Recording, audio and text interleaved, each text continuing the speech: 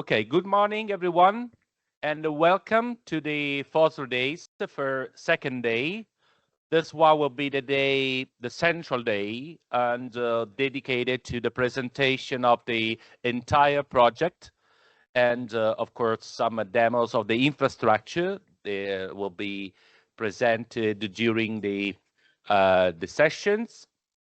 Okay, I just would like to start by saying that this is an important day in which we're going to somehow give you a good representation of what we have done during all this project. And of course, there will be many sessions regarding the services, regarding the panels that we have created, and all the flagships that characterize, I would say, this project and the future infrastructure. Okay, before starting, I would like to introduce to you our main guests, in particular, Dr. Mazzola from the Ministry of University and Education. And then we are going to welcome our director of the Department of Social Science and Humanities and Cultural Heritage. So, Dr. Mazzola, you can come, and the floor is yours, and for your greetings and welcome address. Thank you very much. Good morning, everyone. Thank you. Thank you for the presentation. Thank you for the invitation. It's actually a pleasure to be here at this conference, which already from its title, Final General Conference, has a particular evocative ring to it. Final is a very good word in this moment, because after more than 3 years, more or less, of intense work, we have indeed reached the final conference and approaching the conclusion of the project.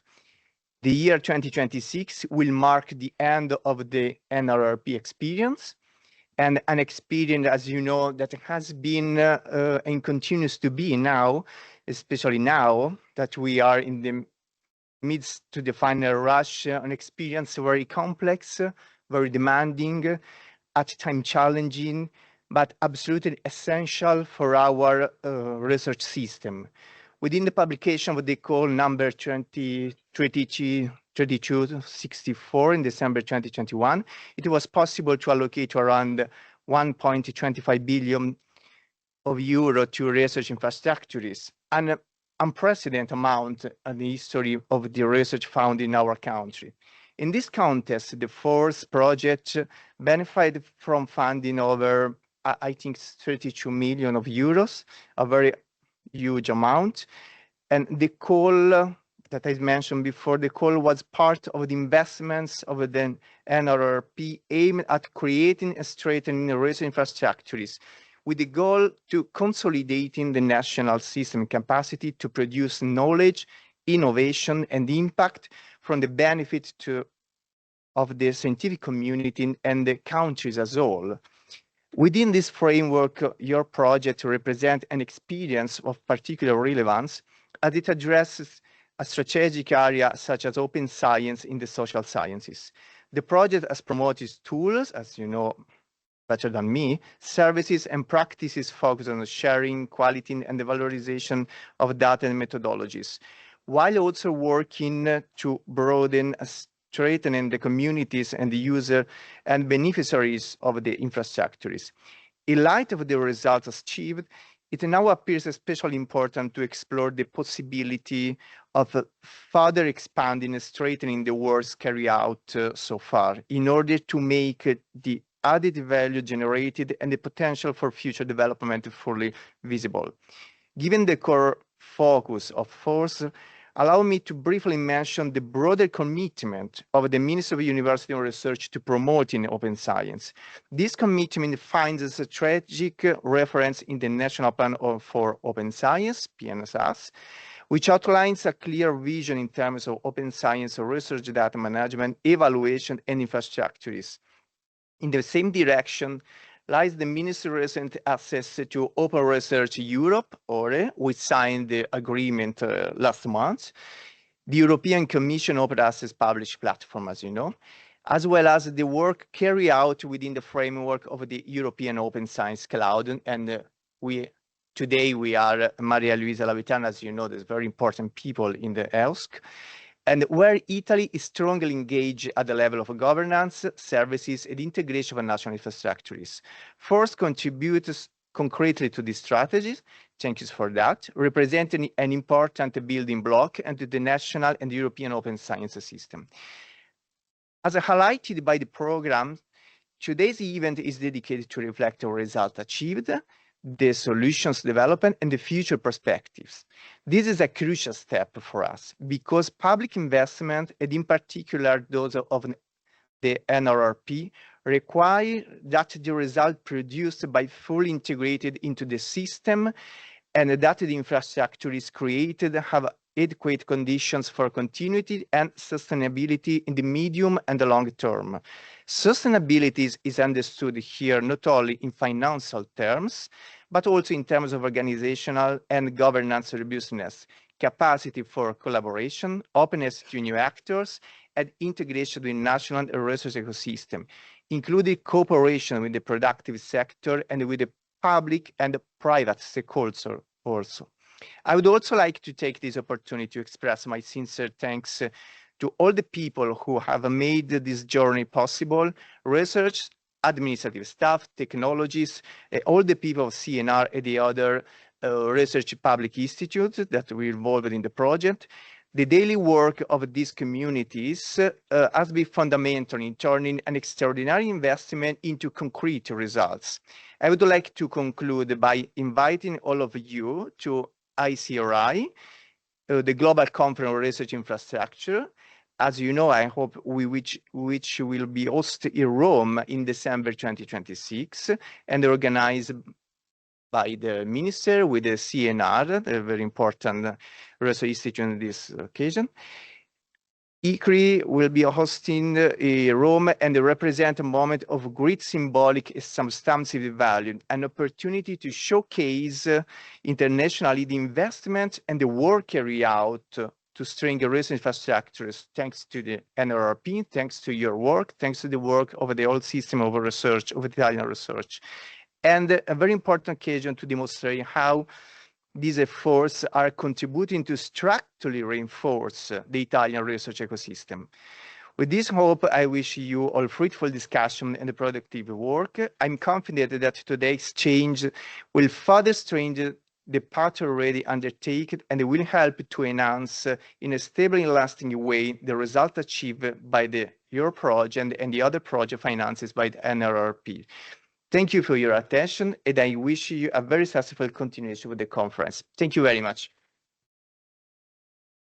Thank you to Dr. Mazzola, and I would like to invite Professor Capasso from DSU CNR for his welcoming address. Morning, everyone. I'm here also as a delegate of the president.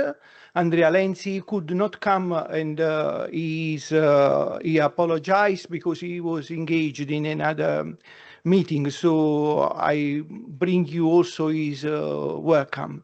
And of course, I bring you my welcome. I have every introductory speech remarks must start from thanking the people who made all the effort.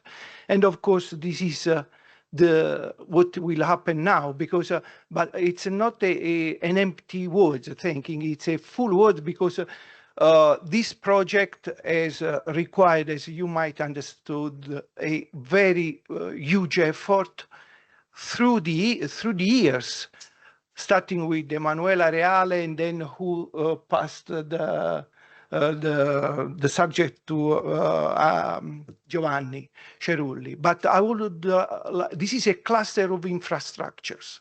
So it builds on different pillars, and the infrastructures that hold this project have done a huge work themselves.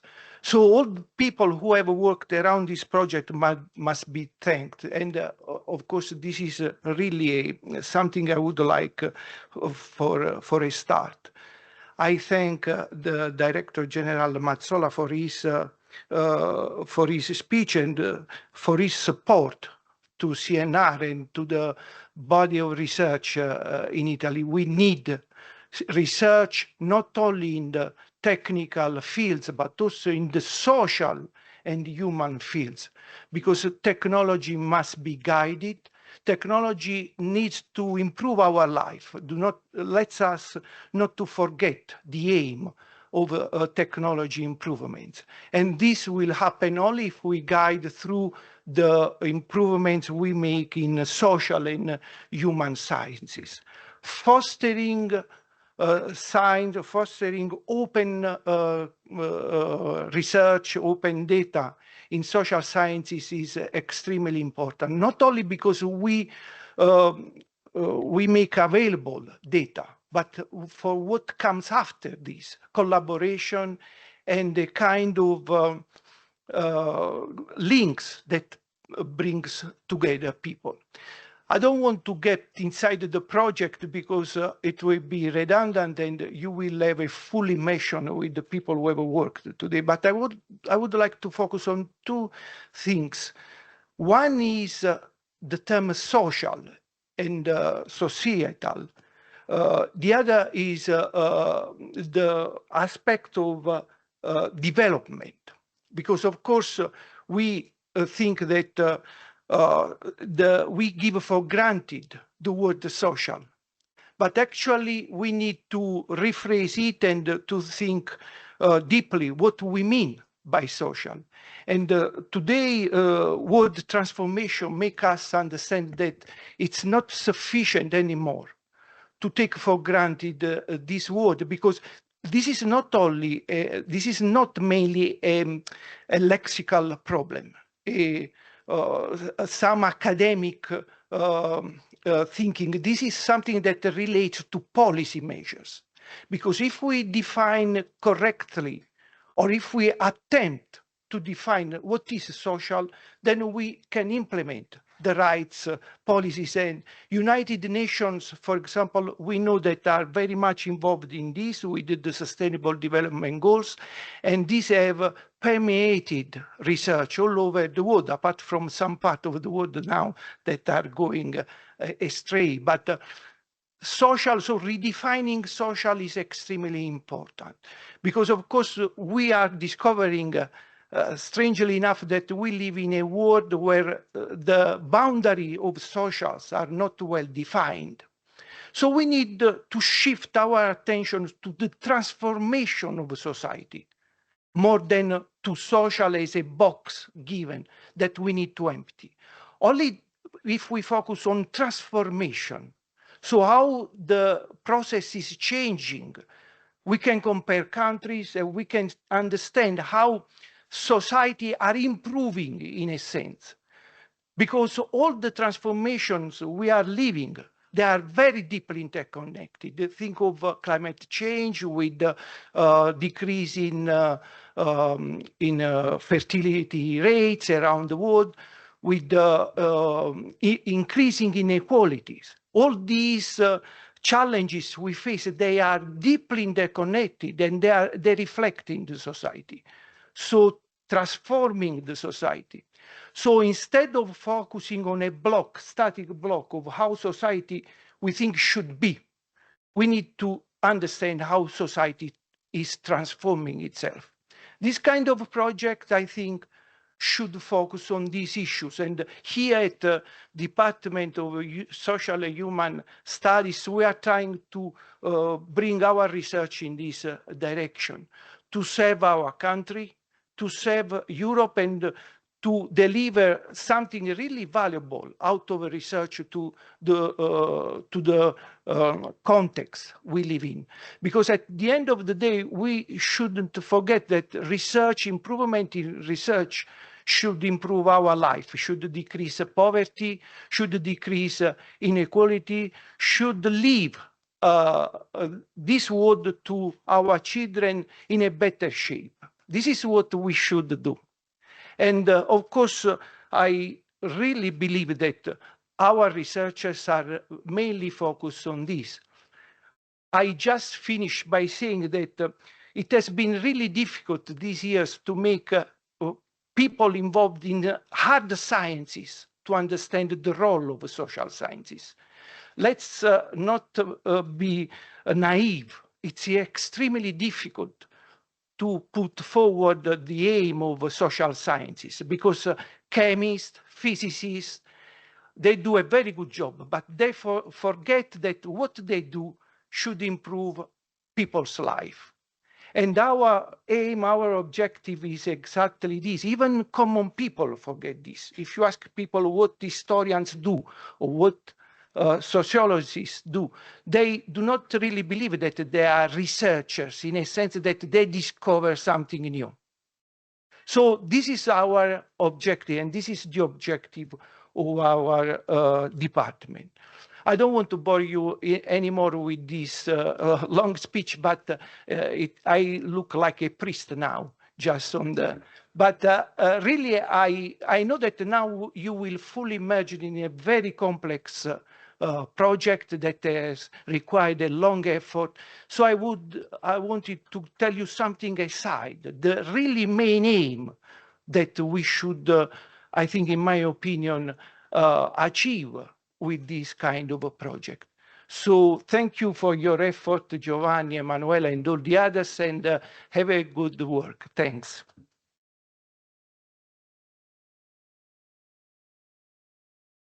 Thank you, Salvatore, for your very interesting and intriguing, I would say, speech.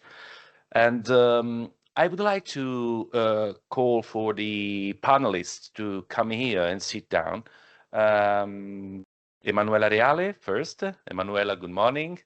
Emanuela, of course, was the mother of FOSSR, so it's a pleasure to invite her here. So you have to sit here. And Daniela, who she's, and Marco, please take your seat, and Maria Elisa, and Massimiliano Saccone. Yes. Okay, it's not here. Okay, whatever you want. You can sit here, and then we're going to start the presentation, the initial presentation now. Okay. This is the first plenary session, and what I'm going to do is an overall presentation of the project and partly of the infrastructure. And of course, I need to be quite, synthetic, because we are short of time and long in what we have to do. So the FOSS project is a next generation EU project that is managed by the CNR, and in particular the Central Institute of the IRCrES. But we have many other institutes of the CNR participating in this project and future infrastructure. The main objective is the construction of the Italian open cloud for the social sciences. As Salvatore said before, social sciences are the very center of this endeavor, this project. And the main idea is to provide very innovative tools and services for doing the research at a very high level, or at least we hope very high level, and by also producing new data, in particular high frequency data for the social sciences.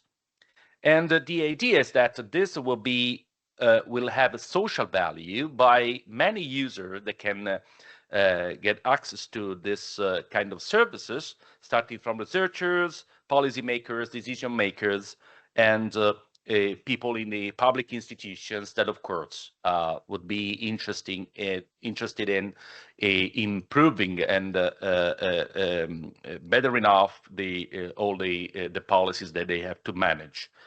The project is a 3.5 years project and of around 30 million euros. More importantly, is going to finish on April 30. So the main idea is that at the basis of what we have to do are the main social challenges we are faced in this time, and that are very urgent topics that we have to address. Health, aging, immigration, everyone knows about that. Then we have, on top of it, theories that are very important to understand what's going on. It's not just important to recognize the challenges are there. We need at the same time to have interpretations of what is going on. And then, of course, try to introduce the evidence of what is going on by data, by collecting data, and of course, by integrating at the same time data, which is another step forward, which is the ability to put together many different information from different sides. And finally, we have models, because the data per se can tell you nothing if we do not have enough models. For example, as you know, in causal thinking, we need the counterfactuals, and counterfactuals cannot be directly drawn from data. We need the models and assumptions to go ahead with causal thinking. And this is extremely important to support policy. Policy is the way in which government are trying to understand how to modify the business as usual, what is going on, by introducing new interventions can get better of the situation of people and, of course, of the society as a whole. I don't want to spend too much about the architecture of the entire project. It takes too long. The only point is that, as you can see, we have many government and advisory groups and boards that did a lot of work, and I'm really thankful to them. And of course, we have 9 different work package that worked all along the project in a very effective way. And we want to, by the Italian Open Science Cloud for the social sciences, what we want to do is to investigate 4 areas of the social sciences that are really important for the present and the future: demography and society, aging, distribution of wealth, immigration, inequalities, social behaviors, and here there is also some theoretical part which is really relevant by, for example, agent-based models and experimental approaches. The structure of the economy, Rizzi's infrastructure is particularly good for this. In the behavior of companies, innovative firms, and the public policies for research, and of course public policy in the general sense, and the design, implementation, and the bettering of the policy that we can design more properly using this. The FOSS operational flow is quite simple. We have a back end and a front end. In the back end, what we can find is research infrastructures, data, and of course, we have the data centers that represents our, main weapons. Let me use this word. This is not very nice, this period of time, but anyway, and represent exactly, we have installed a very huge amount of computational power and storage, data storage power. And then everything is going to the open cloud, which is our center, a center portal. And in the open cloud, we have the marketplace. The marketplace is the front end, the one that the users, in particular researchers in the first instance, and then also policymakers and other stakeholders can access from an external point of view, and they can use the services that we have for what? For increasing knowledge, evidence-based decision support, and awareness in the society, because the societal impact is extremely at the center of what we are doing. So this is something very relevant. This is the sustainability timeline of the project, starting, of course, with the kickoff in 2022, and now moving through many different steps that have been really central for explaining and for making the most hallmarks of our project and the sustainability plan. And more importantly, I would say that's the signature of the memorandum of understanding with our partners, that it's the very, precondition for the legal entity constitution that can be the governance entity for this project.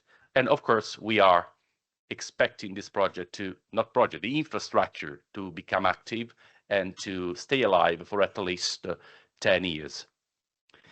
Okay, the infrastructures are quite well known. RISES and CESDA, of course, are in particular, RISES is based in the CNR, and in our institute in IRCrES. And CESDA, as you know, is a collection of different archives for social data.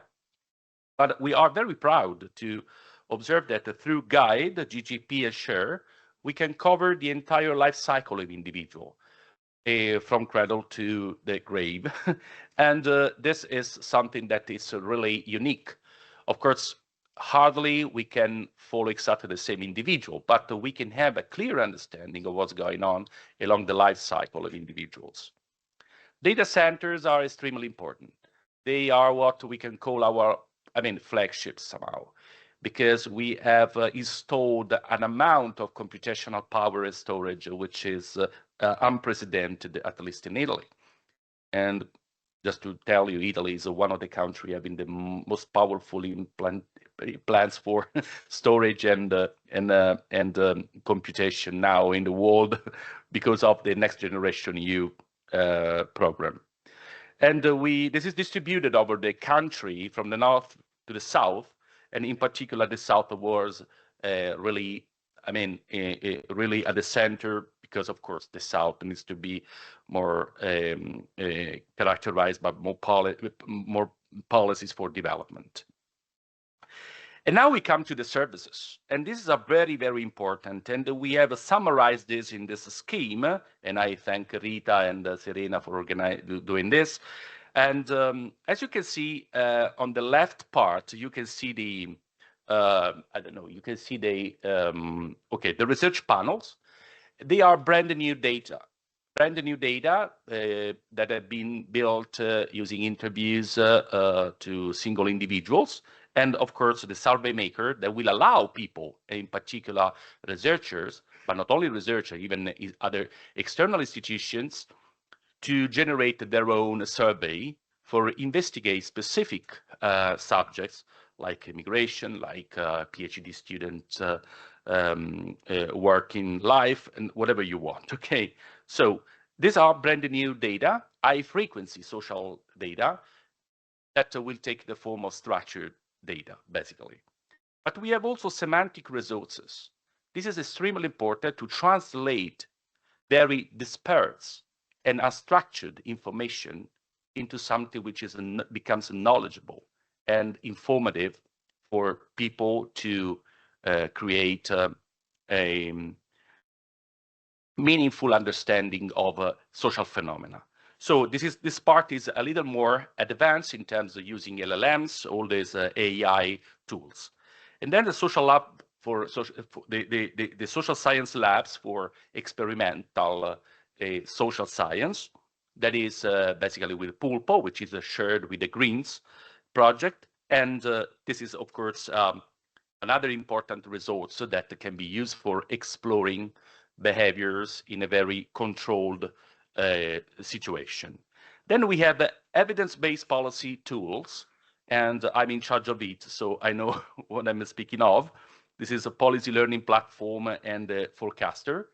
The policy learning platform is the first in, probably worldwide platform for designing new policy and the effect of new policies on the specific community contexts.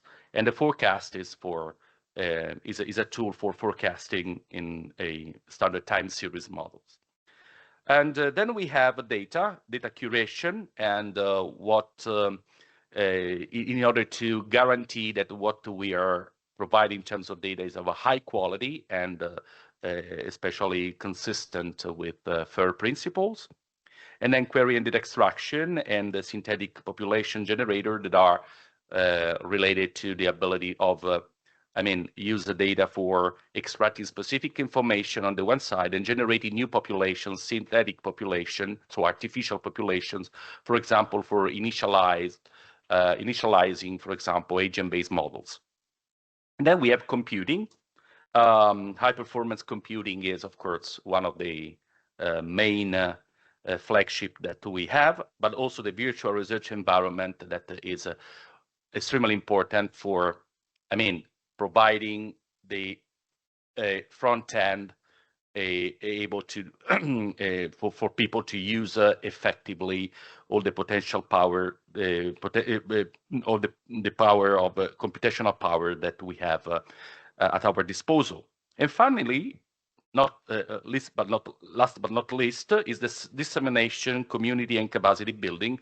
This is extremely important for because we need people to use it. So we need a lot of communication and dissemination for people, researchers, stakeholders, to use it, to know about the services that we have implemented and carried out, and to use them effectively. Okay, when we started this, and when Emanuela had the idea of creating the FOSS project at the beginning, we were faced with several problems: the fragmentation of high-quality social data, an uneven development of many methodological innovation, and a weak connection between the research and policy, a lack of computational power, as well as ethical and legal issues that were not well integrated into research, poor open access cultures and facility, and finally, disconnected social scientist communities. All these elements still are there, have not been solved, but the need for integrating all them and for somehow address it was very essential. And FOSSR was thought about this.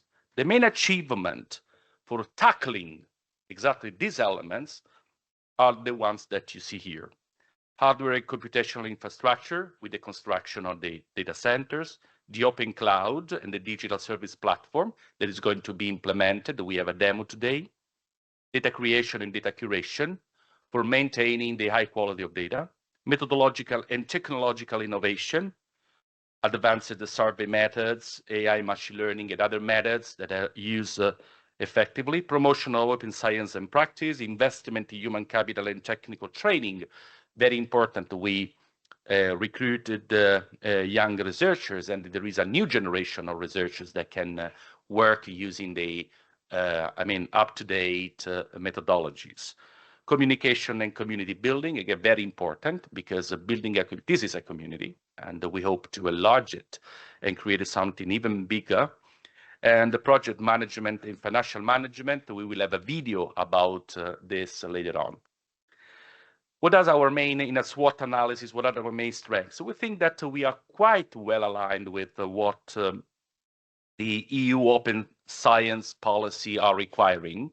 So we are ready to get into an ERIC-based infrastructure, be part of ESFRI, all this stuff, because the design of the project was exactly designed to be fully integrated into European infrastructures. We think that we have a good digital infrastructure and a cohesive and a highly cooperative team as well. So we have also the capital for doing this, the human capital for doing this. But of course, we have also weaknesses. A slow time to market. Of course, one of the problems that we have here is that, of course, to raise enough funds for feed our infrastructure is not easy. We know this. We are aware of it. And of course, there are many administrative burdens that are not easy to be addressed, and we experience this somehow, and a complex governance of the project, and we have a multi-stakeholder context. So we need to find a way to find the coordination and ability to take decision time and smoothly. But also we have opportunities to be part of a EOSC, to get into ESFRI, and at the same time to access funds coming from the many opportunities the EU is going to provide us in the next years.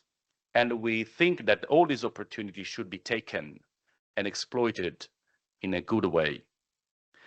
And also we believe that there is a growing demand for all the services that we have created on the part of the researchers, but also on the part of the policymakers. We would like to change a little the attitude of a policymaker to be much more evidence-based and much more listen to us as a scientists, that we would like to give our contribution to better off the policies and the main aim the policies are attempting to reach. And finally, the thread, and I'm going to the conclusion. Okay, it's there is something that I don't see here. Sorry. Okay. Funding discontinuity, limited visibility and the user uptake, institutional inertia, and the governance lock-in, and technological and skill obsolescence. All these elements are, of course, main threats that we have in front of us and that we have to tackle. We have to be aware about this.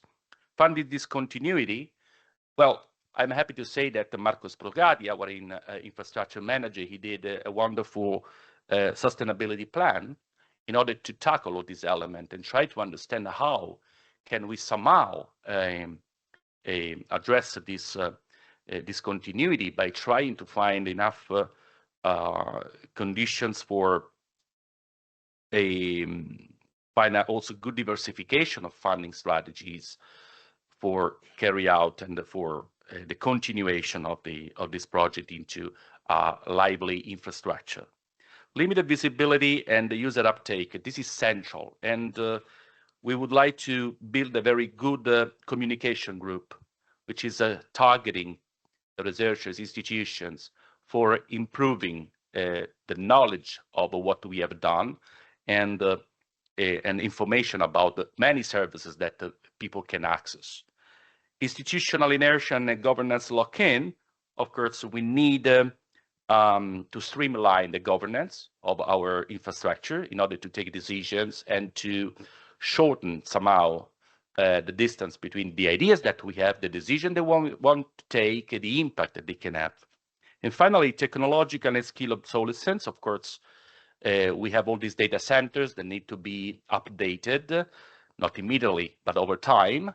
And this is costly, and of course, but we think that we will try the way to do it. And of course, we will probably become more selective in understanding what kind of data and technology to bring ahead whenever we will know exactly what is the demand from the scientific community and institutions.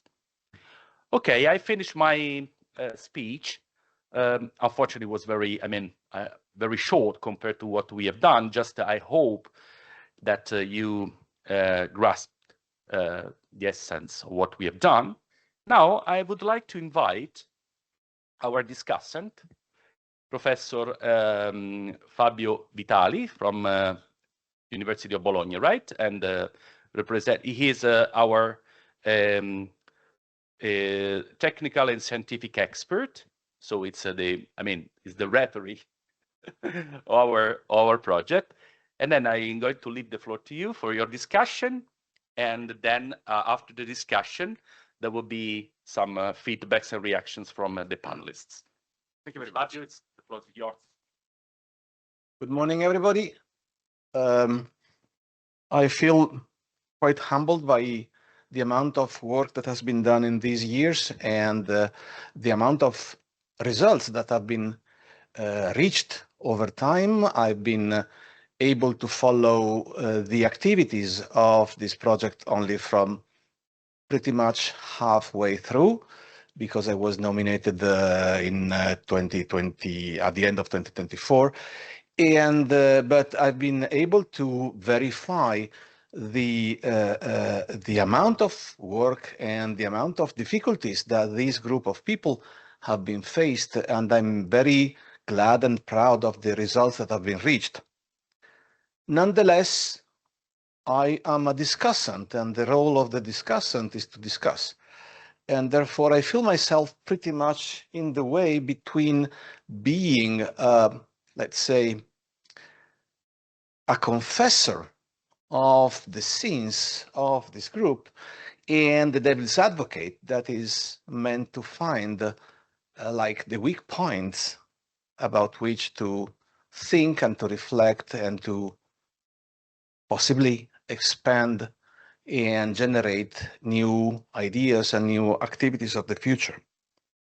So from the So I am the technical and scientific evaluator of the project, and basically from my evaluation, I think depends the success, the eventual success of the financing from the ministry and everything. And from that point of view, I can tell you very easily that there are no visible problems at all. I'm very proud and glad that the activities as promised have been, with difficulties, reached and obtained, and the promises have been fulfilled and everything. So that is, I think, has been a very interesting and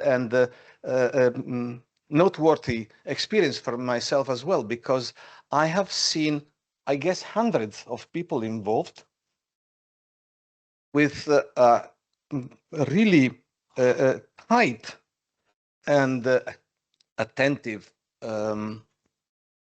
control from the management. I guess that Emanuela at the beginning, then Giovanni, and then Marco, and from the scientific point of view, and then Daniela from the administrative point of view, have been able to really keep the group focused and the objective in plane.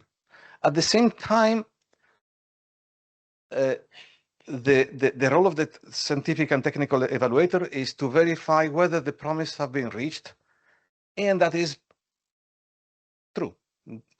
There's very little to say. You are reaching all the goals that you promised.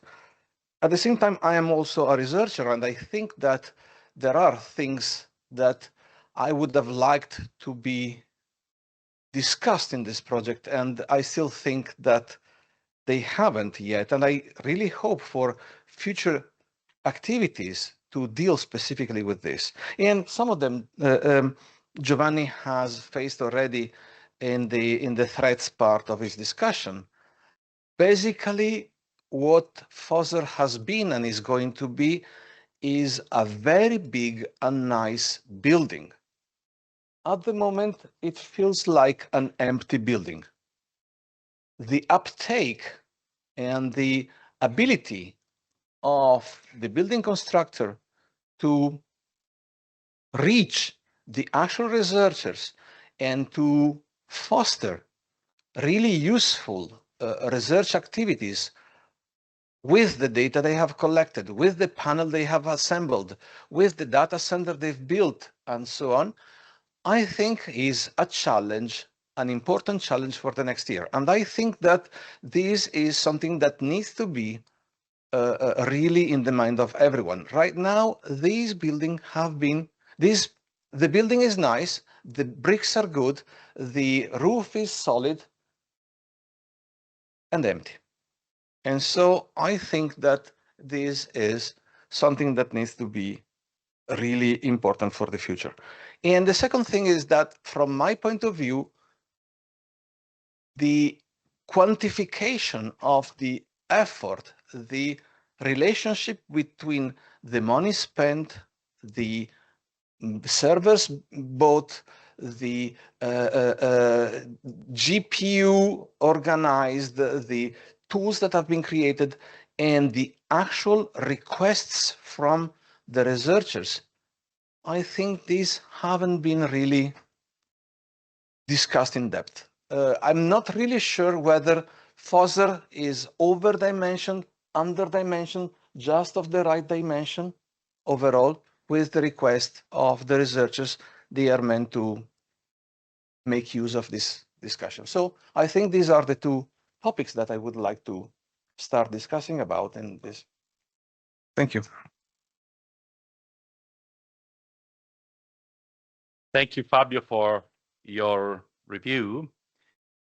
Generally, there is the first review is the good one, the second one is the terrible one. Anyway, you were touching some elements that are absolutely meaningful and also useful for us. This is very important. Thank you for this.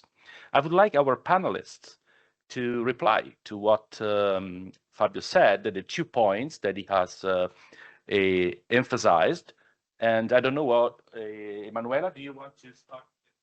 So thank you very much for your points. I think both your comments are crucial for our future. and I completely agree on them.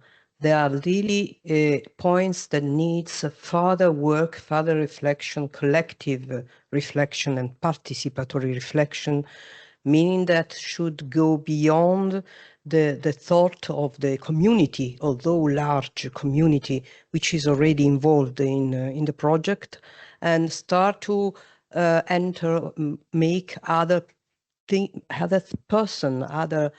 belonging not necessarily to the academic realm to discuss these points. Having said that, I must confess that the problem of the beauty of the building, which is empty, is something that can be, let me say, easily, in brackets, solved in the next years, in next month, because we have other urgencies of spending money for realizing what the project promised that urged us to concentrate on this kind of fulfillment, and also problems which are related with the delay of the open cloud operationalization. But anyway, it is a challenge for the future, because organizing the access of scholars is not an easy task. We have the rules, we have the general rules and the specific rules. We will detail them during this day. But of course, then we have to mobilize people, and mobilize people means that people must recognize the interest and the advantages and the values of what they can achieve in the infrastructures. And you know, researchers are very, very difficult type of users. The second point is much more complicated, because it's a meta-reflection on what we have produced. Is what we have produced really in line with the needs? Okay, this is definitely the big challenge of every scholar's attempt in social sciences, because we are living in a phase in which everything is moving so fast and with such disruptive type of changes that it's difficult to say that this is exactly what we need, because in few days we can need something completely different.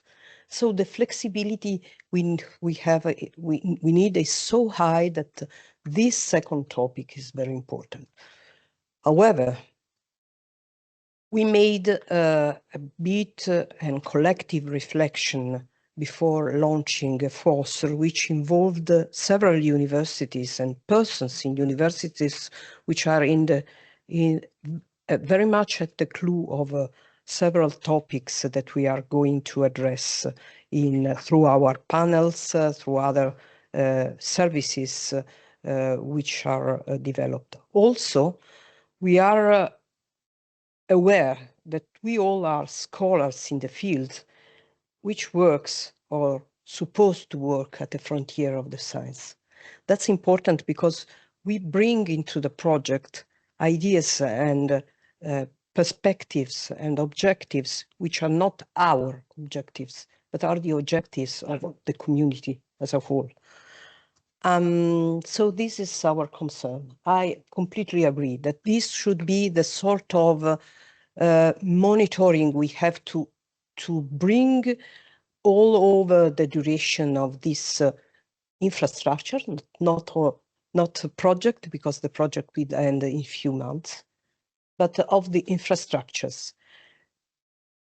And don't be a building empty, but a building full of people interacting, and be concerned all the day that what you are doing is precisely what the world actually need, and can you exercise yourself to anticipate future needs. So this is my first comment. Thank you. I'd like also for me answer to the point of building empty, because in reality, as Emanuela said before, is a part full of people, But in these last months, we are filled with panels, so people we can request some answer about trend in a societal way. And data centers are already finished. They are in phase of configuration of software and connection, all the 4 data centers and the 5th in Pisa, the virtual ones, and also the marketplace. All the services are maybe in a few weeks put in place to the researchers can use for their goals. And so, as Emanuela said, now we talk about infrastructure, no more project, and this is the real goal that now today with the last final conference we can achieve with our effort for the project. Using again the metaphor of the building is empty, the building wasn't empty, the building was for rent. And now it's full of people. They occupy, maybe in this period, occupy building is not a good idea, but the building is full of people, full of happy people, full of experienced people. And this result thanks to the effort provided by the Ministry of Education, by National Research Council, and by Fabio. I have a personal thanks to Fabio because Fabio joined the project after 18 months. So it was very incredible how he understood the meanings of the project, the rules, the management and financial rules of the project, and we work together in order to overcome some constraint, bottlenecks, and to fix some problems that, of course, must occur in the so articulated and important project. So now, by my perspective that is management and financial, I'm sorry that Elisa doesn't join for personal problems. Now we have to capitalize all the experiences, all the problems, the constraints, the good and the bad things, in order to go further and to build a city, not a building, a city. Thank you very much, Fabio. Okay, it's now time for some questions from the audience. And if you want, you can, okay, if you have something, okay, ready? And the microphone. Thank you. I'm Roberto Rombruni from the University of Turin. Indeed, I'm going to stay in the building metaphor and talking about the floors dedicated to data. Okay. Because there is no open science without data, there is no machine learning, artificial intelligence without data, and most importantly, there is no policy evaluation or policy learning without data. My impression is that the FOSS project had actually contributed importantly on this fact that the floor is not entirely empty. There are the open panels, which are an important asset for the research, and there are methodologies and infrastructure, data centers, and methodology for creating synthetic data and so on. But in terms of, but indeed there is much space in the building to be filled. My questions in terms of opportunities is this: what is in your projects? Is there already a way pointing to the treasures that are about data within the public institutions. All the data that ministry collects and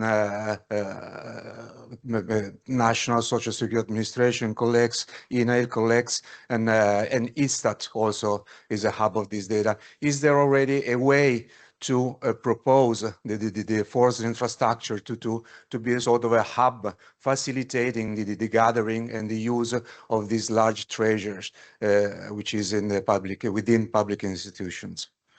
I don't know whether, who wants to reply? Manuela, you wants to reply, yeah. Okay, good. The country of a dream, having ministries and public research organization or public organization which give their data in a common hub, it's a dream. Very difficult to be realized, but first, there are several data that already are in the handle of the infrastructure and can be shared under the open science principle. And this is particularly important for the panels and the surveys which are linked to the panels. And this is a first bulk of data we can have. We can also have other data that people decide, organizations, institutions decide, or our own work can construct and build to be shared by the infrastructure. So we think to have something very important to start. And we can hope to have in the future agreements with the public administration, different organizations in public administration for sharing data. This is something that can be pursued. It should be a strategy that the new infrastructure can have, can design. And I would like to say that one of the most important steps we would like to have is to, at the end, to have an agreement with the ISTAT, which is now present here with Sabrina Prati.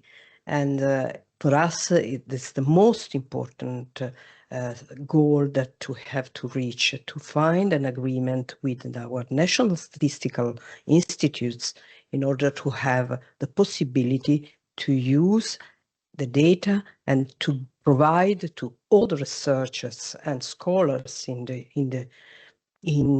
nation, in Italy, but also beyond Italy, the possibility to use this data and to exploit them for research purposes, especially.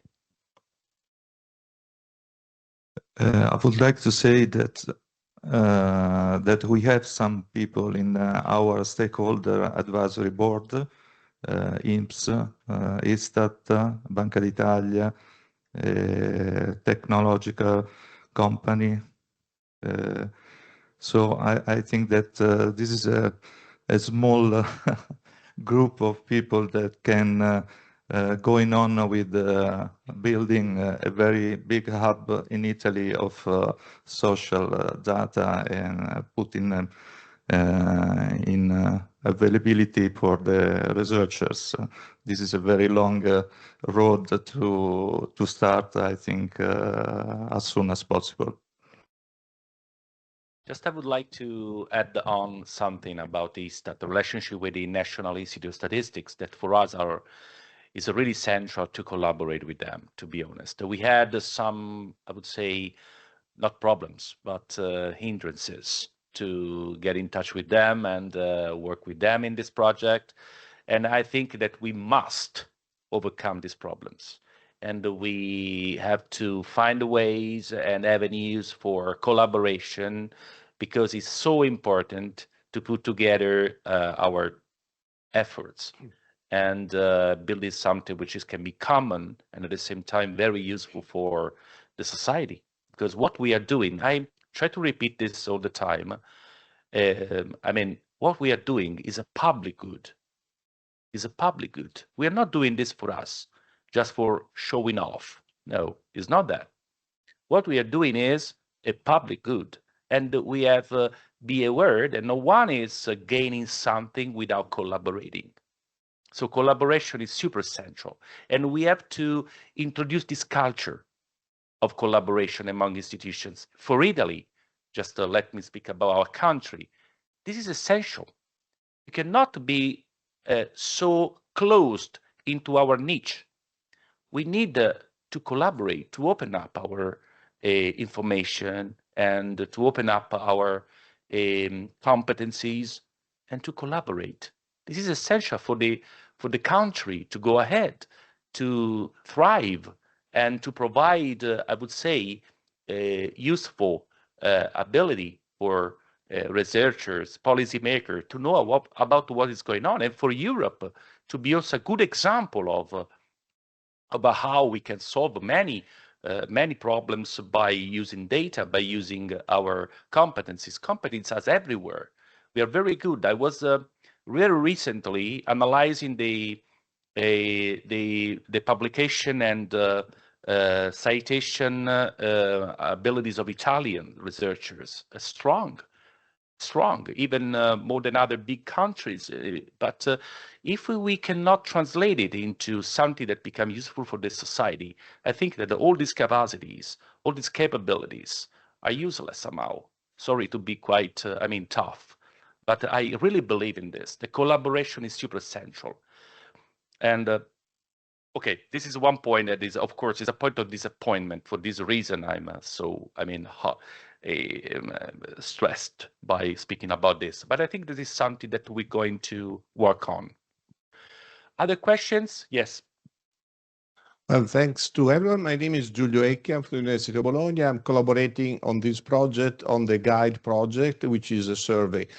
I'm part of the project, so you will excuse me, but I think Fabio Vitali's points are very good as a start of this discussion of today, because we want to make it a useful day, not just a presentation.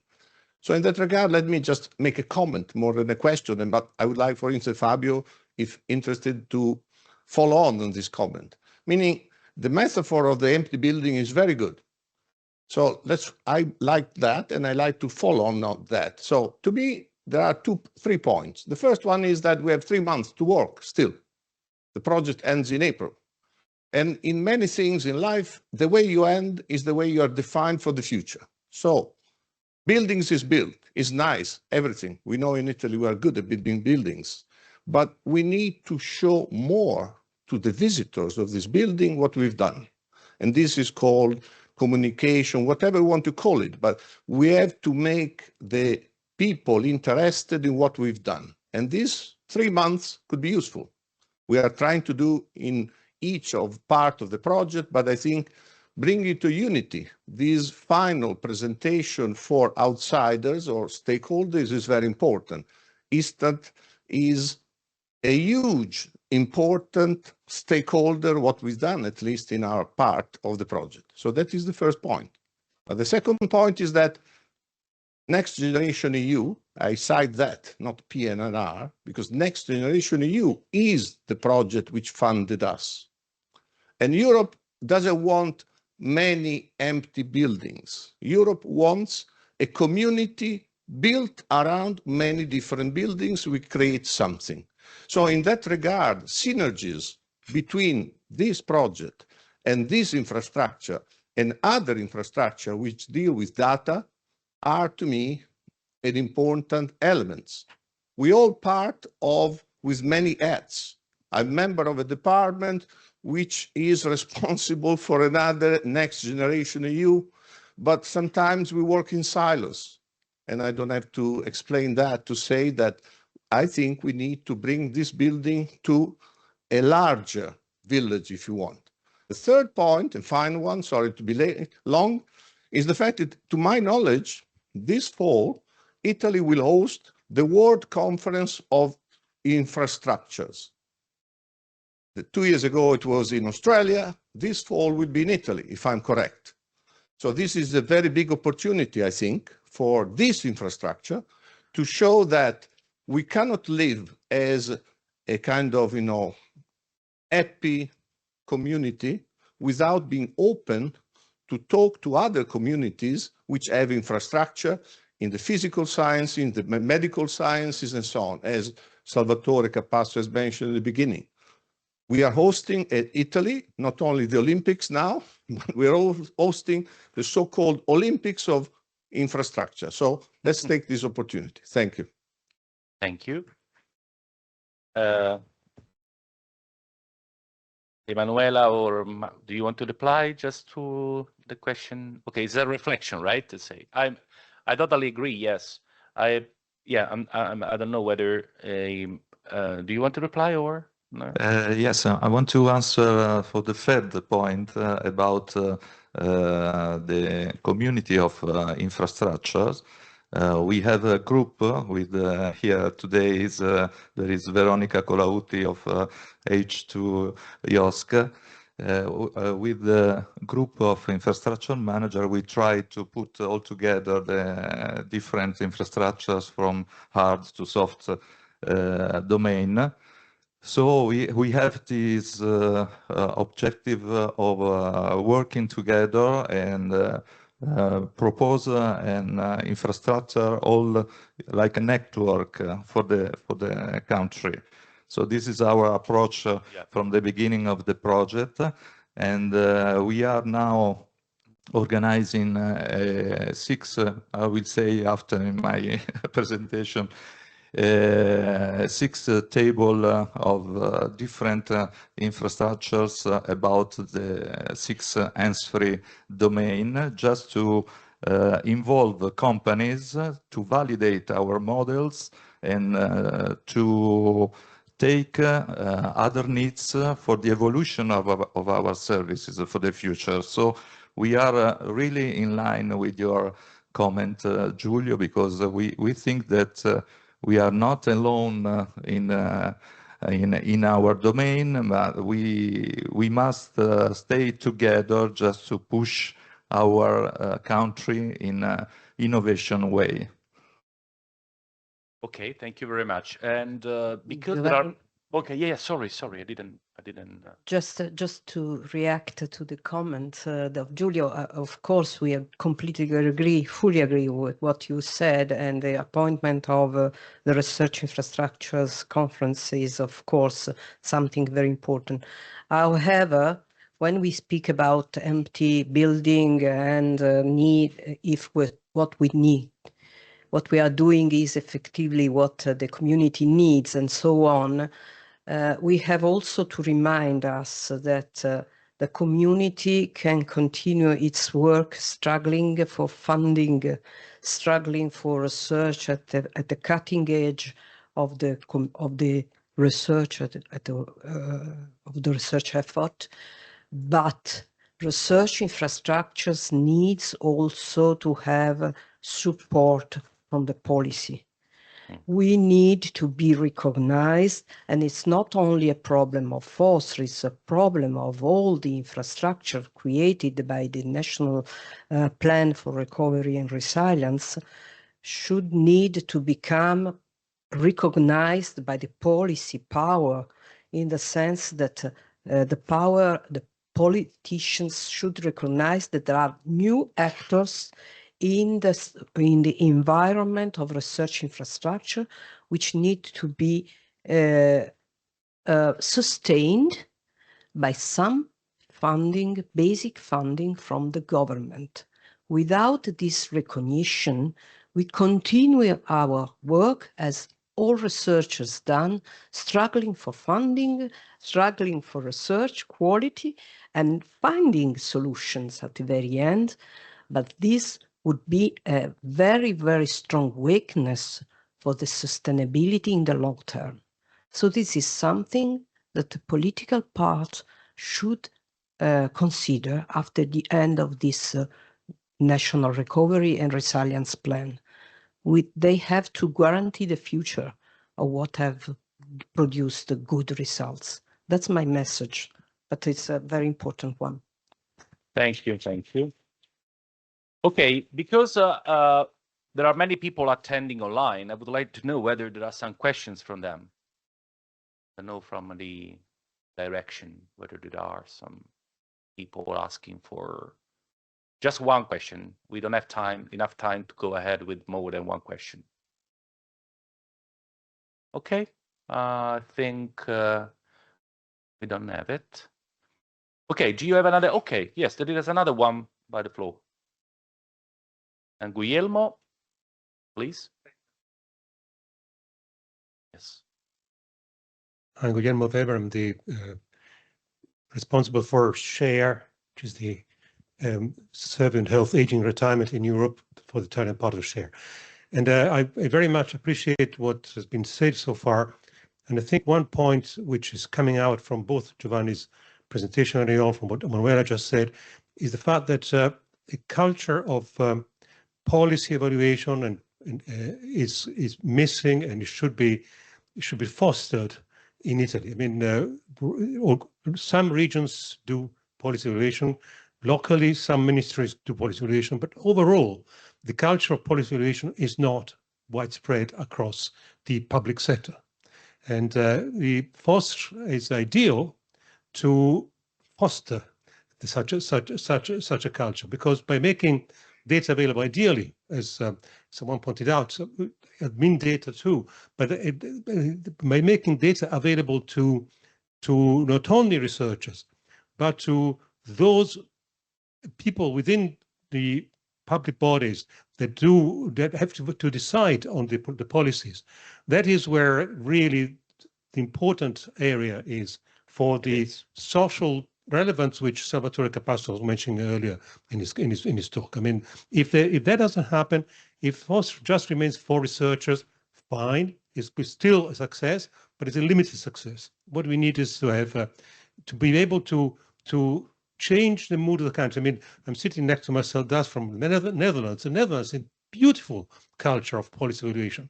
Anything that is decided, at least is debated in the public domain, by evaluating, we're using models, they're using data to try and figure out the effects. And they've changed the pension policies a number of times because of that.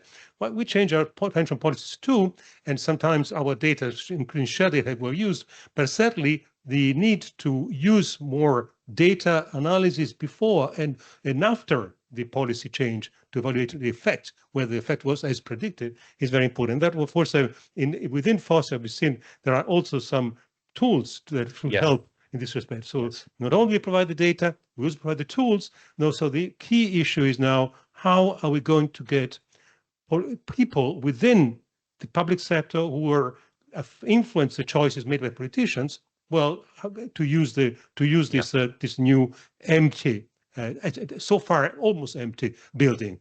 Thank you. Yeah, I'm going to reply immediately in just 1 second, because he touched on a very important and a sensitive point for me.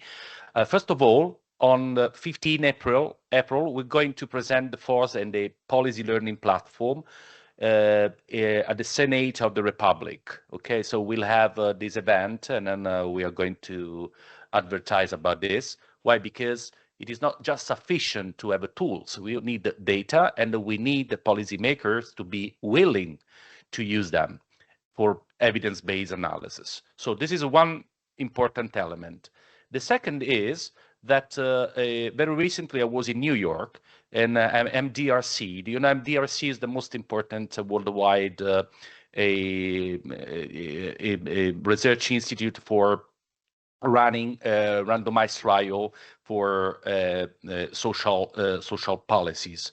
And now we have a very good agreement with them for in the future to introduce a new tool into FOSSR that is going to provide opportunity to run social randomized trials directly from FOSSR and using all the expertise that they can provide.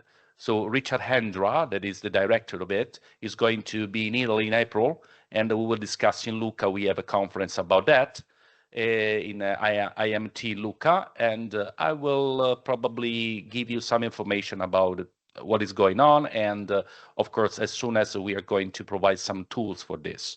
So we think that we would like to provide something new about that, and to foster what you have said is absolutely central and important now. I don't know whether my colleagues want to add on something else, or maybe we don't have time. Thank you very much for your participation. Now there is also a very nice gift that Daniela and it's Elisa and Daniela, of course, have brought. And I think it's time for a video. And this video is important because it's going to explain, that's a sort of, I would like, not case study, but how the management and the financial also management of the project was so relevant in a condition when we have many constraints, and how we tried to cope with this very important challenges. So I think that the video is going to be projected, and it is a 5 minutes video, and we are very happy to share it with you.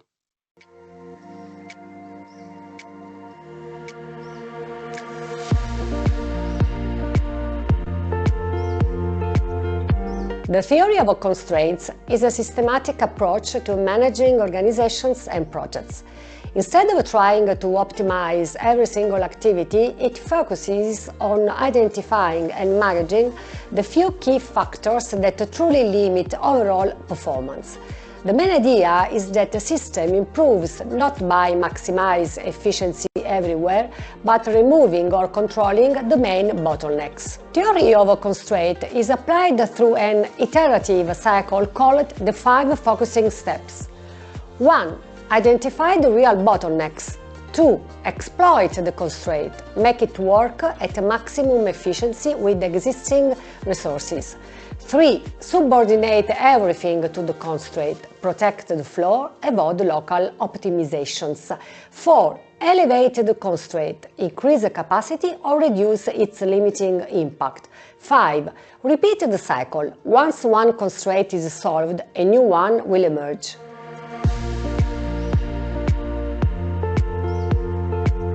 Research infrastructures are special class of mega projects, high cost, long-term, multi-actor, involving distributed stakeholders and mixed objectives. They are not just hardware, they are digital plus human plus technological ecosystems and so on.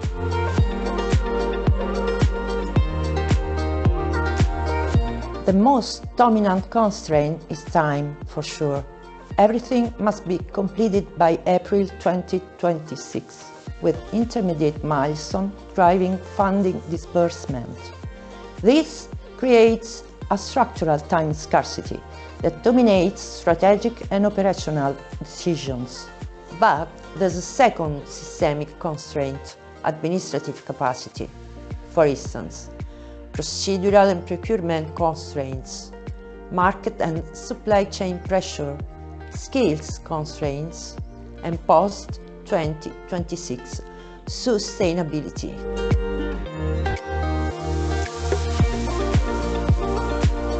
Time milestones, organizational constraint, partner withdrawal that lead to a responsibility reallocation.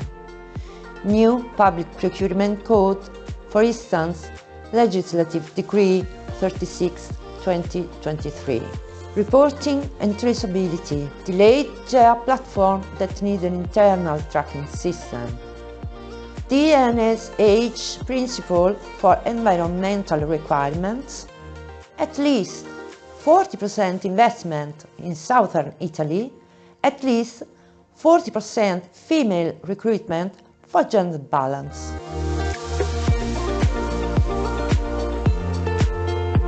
In National Recovery Resilient Plan projects and research infrastructures, winners are not those who optimize every task. Winners are those who identify the bottlenecks early, protect system output, align everything around compliance constraints, accept the constraints shift over time. In short, constraint management is not a limitation. It's a modern governance and a core dimension of quality.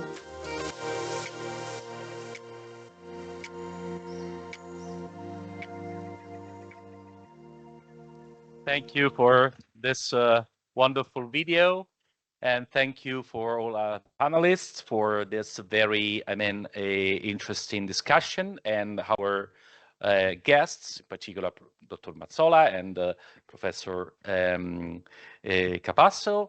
And so just a few words about what is going on now. We have the coffee break, and it's in the room 3D, and someone is going to show you the way.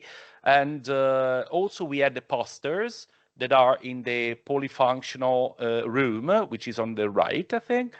And then at 11:30, we are going to start with 2 parallel sessions. One is here in the Sala Convegni, and the other one is in the Sala Marconi, which is located in the first floor.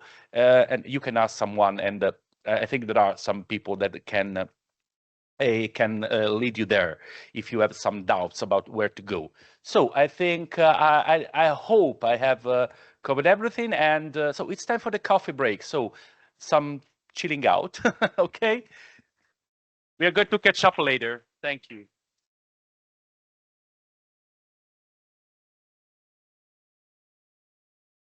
Welcome everybody. Welcome to the session dedicated to the capacity building and training activities of the FOSSR project. This session will be a little peculiar because it will be divided into 2 blocks. The first block is very classical, is dedicated to the presentation of the results and the achievements of the work package 8 of the project dedicated to the capacity building and training. And we will go in depth on one specific initiative, which is the Master in Social Data Science, which was funded by the project. The rest of the session will host an interactive activity developed by my colleagues Serena Fabrizio and Rizziato, based on, and Rita Giuffredi, of course, dedicated to the effect of the training activities on the beneficiaries of the training activities. So the effort to build a research infrastructure in social science, and in our case, a meta infrastructure in social science, which contains many new services, data, and tools for advanced analysis, require to build a community able to use the services and the resources of the infrastructure in building. So training is therefore very, very essential component of an infrastructure project. And we know it from the indication of the European Charter for Research Infrastructure, from the European Strategy Forum for Research Infrastructure, and from the European Commission, that training is recognized within the European Research Policy Framework as a strategic investment for sustainability of research infrastructure. Why? Because training has the function of building capacity for the new path of science based on open data, data-intensive science, and networked science. And through training, we can foster the effective use of the data, the services, and the tools that the research infrastructure is able to offer. And training is a lever for expanding and diversifying the research infrastructure user communities.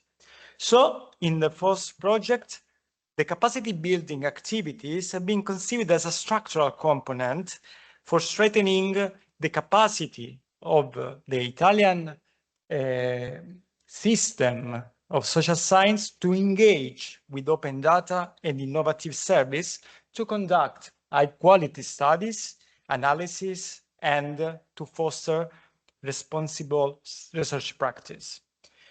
But our perspective in designing FOSSR capacity building activities was not only to empower users or potential users with new expertise, with competencies, but also to engage them critically with the resource data and tools proposed.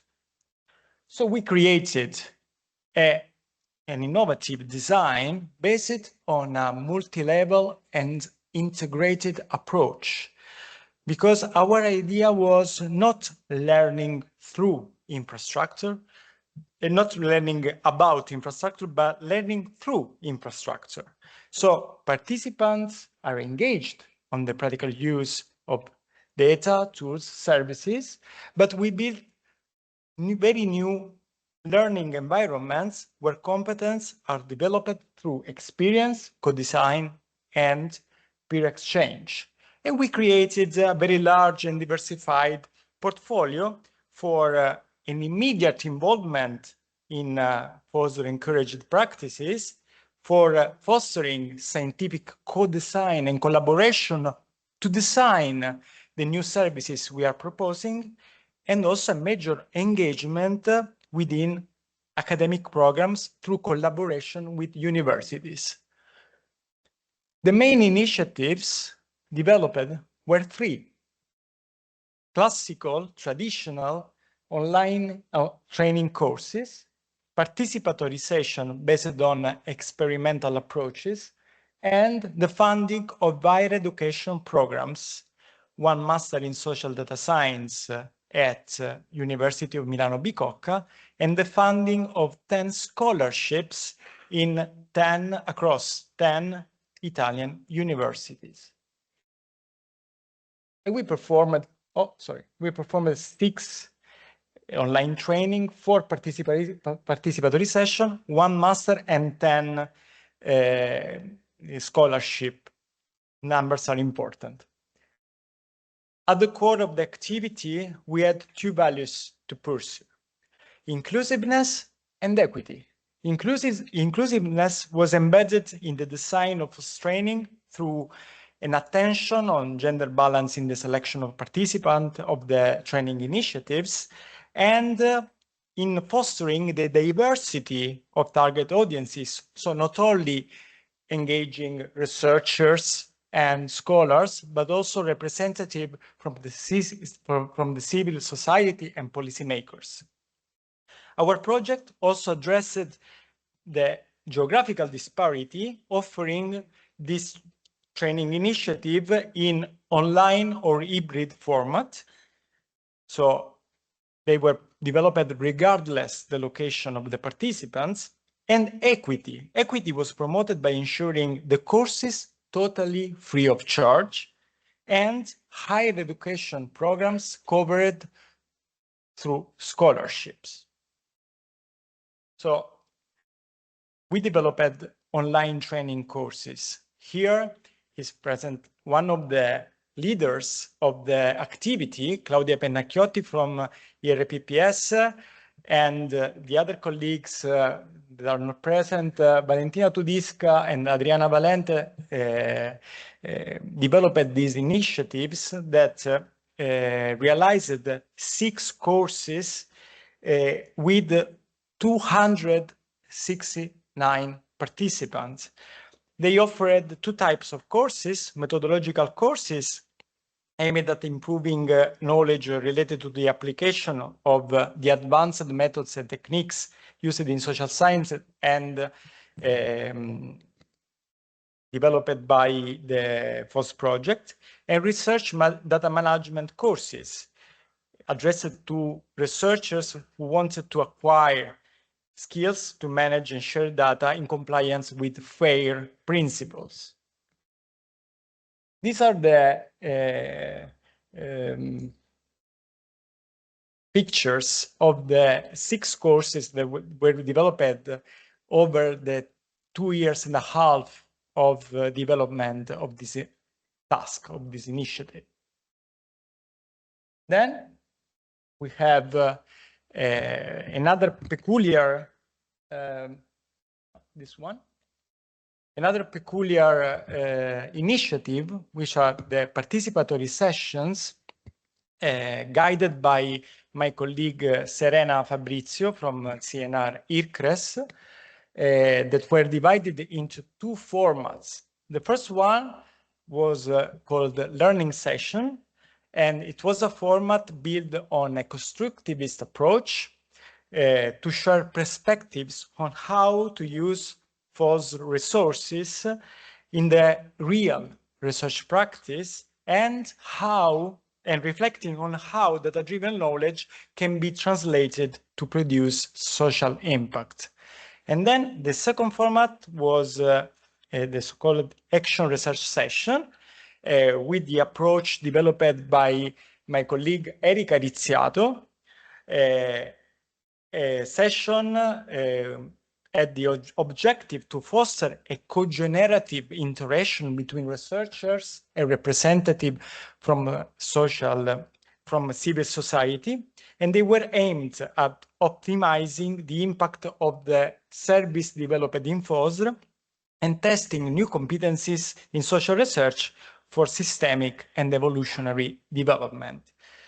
We organized 4 sessions, 2 learning sessions and 2 action research sessions, with a total of 99 participants. Again, the pictures of the 4 sessions organized. I will not go in depth because I don't want to steal time to my colleagues that will realize a participatory activity in the second part of this session. So some key result indicators. The first graph is about the distribution by gender. You can see that there is such an equity between male and female participating in the course. On the right, you can see the distribution by type of organization. Of course, the leading organization participating in the session and course was from the CNR, the promoting organization of the FOSSR project, but we have more or less the same number from the universities, and we had also representatives from private and public organizations. On the left, you can see some participant feedback in the post-training questionnaire evaluations, and you can see that the percentages of people that were satisfied of the course was very, very high. And you can see on the right the distribution, the geographical distribution of the academic participants that is balanced between universities from the central, northern, and southern Italy.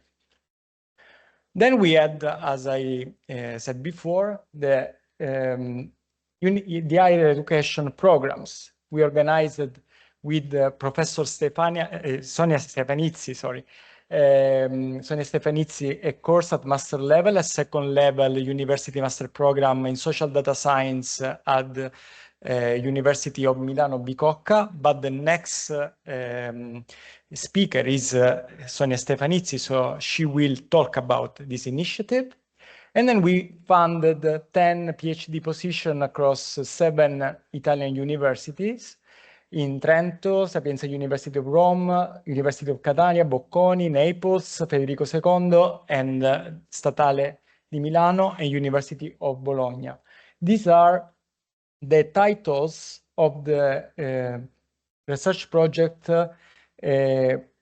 performed by our candidates, our PhD candidates. So you can see the posters of them in the foyer at the lower ground, at the lower floor.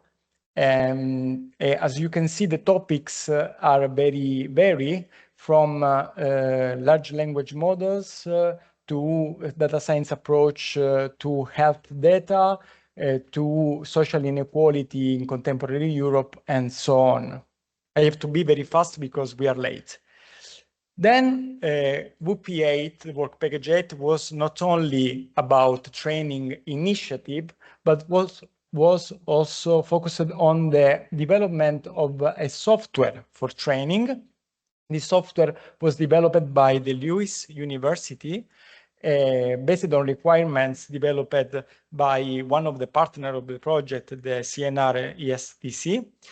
And they created this software called DAX, Data Analysis Across Languages and Software. This is an innovative application that was designed for teachers and also for pupils, because it's a data analysis application that enable a teaching approach regardless of the specific software used, because it functions in Stata, R, and Python at the same time, and is designed to serve students because it allows students to have an interactive environment for learning and performing analysis across languages and software. I will not go in depth. I'm not a technician for this, so you will see a poster about this software in the foyer. Last slide is about some initiatives that were taught for the FOSS personnel, were addressed to the FOSS personnel to empower the capacity to work in the project. We organized the winter school and the spring school to achieve some objectives, to identify personal path in terms of projects, operations, and services in the project, designing together strategies for the future of the project or the future of the infrastructure, and developing fundamental skills for the management of complex projects like an infrastructural project. We developed already 2 initiatives and a new course on Stata software, Stata data management, and the item response theory is going to start during this month. So I finished my presentation for now, and I leave the floor. Just one word for recall who is responsible for the last 2 initiatives, the higher education programs and online software. I would like to thank Antonio De Lorenzo and Daniela De Gregorio for leading the management of the higher education programs. And I want also to thank Andrea Giovanni Nuzzolese and Alessandro Russo for the software for training. So I finished my presentation, and I leave the floor to Professor Sonia Stefanizzi from University of Milano Bicocca for the presentation of the Master in Social Data Science. Good morning, everyone. Thank you, Andrea. Andrea, maybe can you share my presentation, please, because I am unable to share. Okay. Okay, thank you. Okay, I'm going to present a concrete educational experience. As you see, a Master in Social Data Science developed by the Department of Sociology and Social Research at the University of Milano Bicocca with funding from the FOSS project of the CNR. The Master was not explicitly designed as a program on open science infrastructure, and yet the projects and the competence developed within it offer a very clear answer to the question we are discussing today. They show that the future of open science infrastructures depends less on specialized technical profiles alone and more on hybrid, reflexive, and socially ground competence. The next slide, please.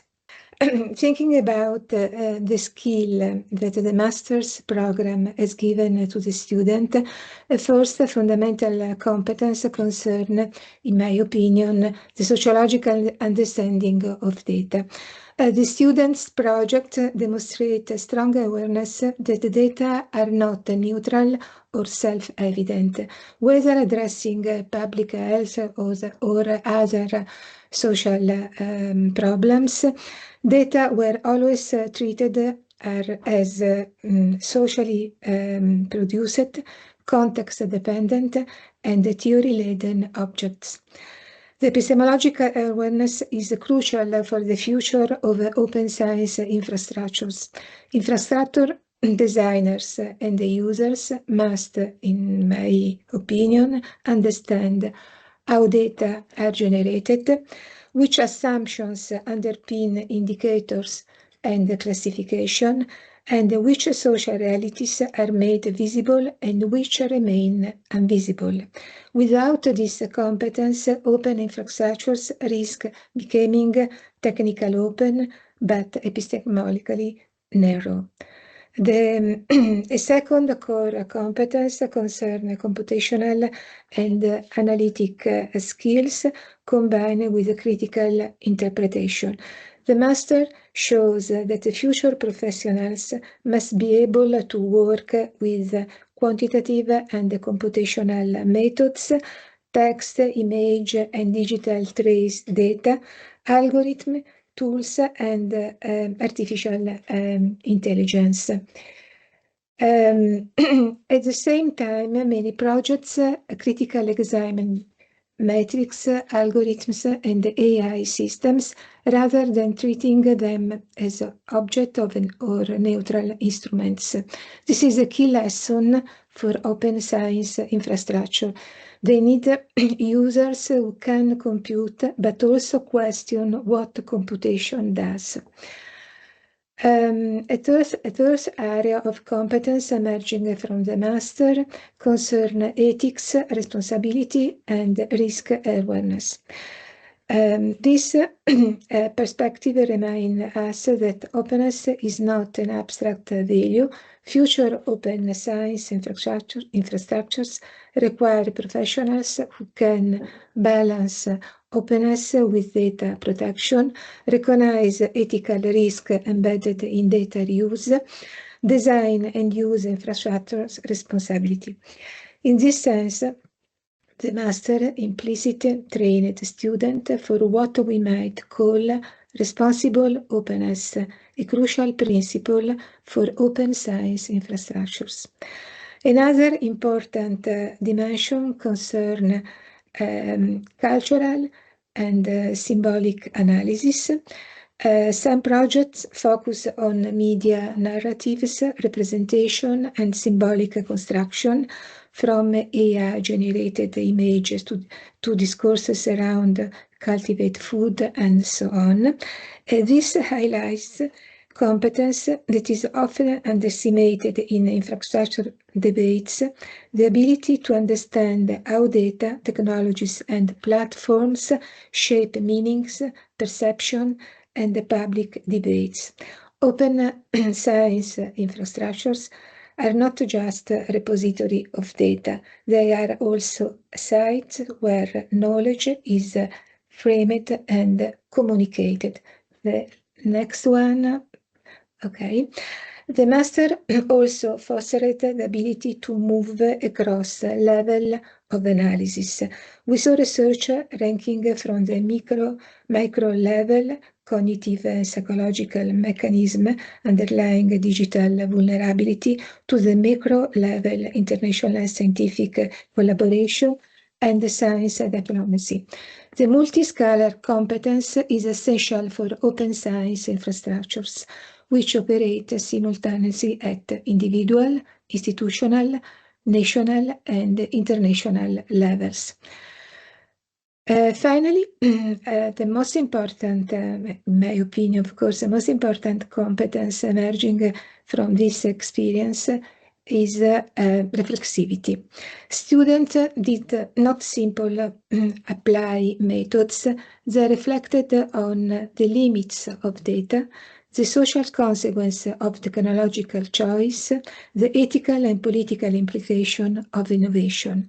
The reflexivity attitude is fundamental for the future of open science infrastructures, which must remain adaptable, trustworthy, and socially accountable in rapid change context. In conclusion, I think that the master in social data science shows us that the future of open science infrastructures depend on hybrid competence rather than narrow specialization. We need professionals who can understand the data sociologically, use computational tools critically, navigate ethical and legal challenges, interpret cultural meaning, and work across disciplines and scales. Also not explicitly framed around open science, this educational experience provides a clear answer to our initial question. The future of open science infrastructures will be shaped by people capable of combining technical expertise with social understanding, critical thinking, and responsibility. If we want open science infrastructure to be not only open but also meaningful, inclusive and trustworthy, investing in this kind of formation, I think it is essential. Thank you. Thank you very much, Sonia, for the great work you've done for the Master in Social Data Science. Here in the audience, we have also Domingo, who was one of the students of the Master. And I want to thank you again, Sonia, for the big effort of having organized this initiative. So now there is the session dedicated, a subsession dedicated to the restitution from the beneficiaries of the training initiative to us. And this session is curated by Serena Fabrizio, Erika Rizziato, who is responsible for developing a new approach for these kinds of restitutions, and Rita Giuffredi. So I leave the floor to them, and thank you. So this subsession is divided in two parts. The first part, we ask to the participants of the sessions that we will ask to come to the floor, their suggestions to, please, the first slide. Okay. So with their contribution covering all the sessions, and the purpose is not to evaluate, but to reflect on this experience and is on their perspective on the role of social researchers about the theme of the new competencies that we want to promote through these innovative methods. So I ask to take the floor to Biagio Peccerillo, Flavia Domitilla Carino, Alda Salomone, Daniela De Gregorio, and Marco Sprocati, and finally Andrea Simone. And I leave this part of the conversation to my colleague Rita Giuffredi. So my role is to break the ice. I give you the mic, I take the pointer. And we were reflecting on how to start this conversation, also to foster an informal and relaxed way of rethinking about your experience after having participated to diverse types of training in FOSSR. So our idea was not to, we could have asked just one direct question. Yes, is there a problem? Sure. Please, please. It's the beauty of live events. Please come here. To hold sessions. So you are welcome to you as well. So we thought about a way to trigger your reflexive thinking with, how to say, not a non-cognitive approach, because this is still cognitive, but adding a push to your creativity. So making a long story short, we would ask you, you can see the pictures here. So you have like 10 seconds, which is very, very quickly, to think about your experience and how to say, how your competencies and your personal and professional lives changed, if they did, we hope they did, after the experience of participating in FOSSR activities of training. So you see some evocative pictures.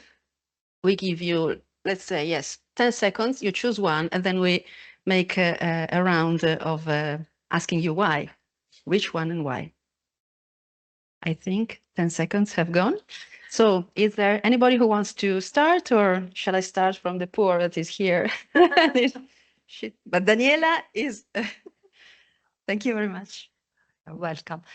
Okay, the rose, because it reminded me as a garden, because the experience was like growing a garden, because you make a lot of tentative, because I had a garden, so I I know what does it mean.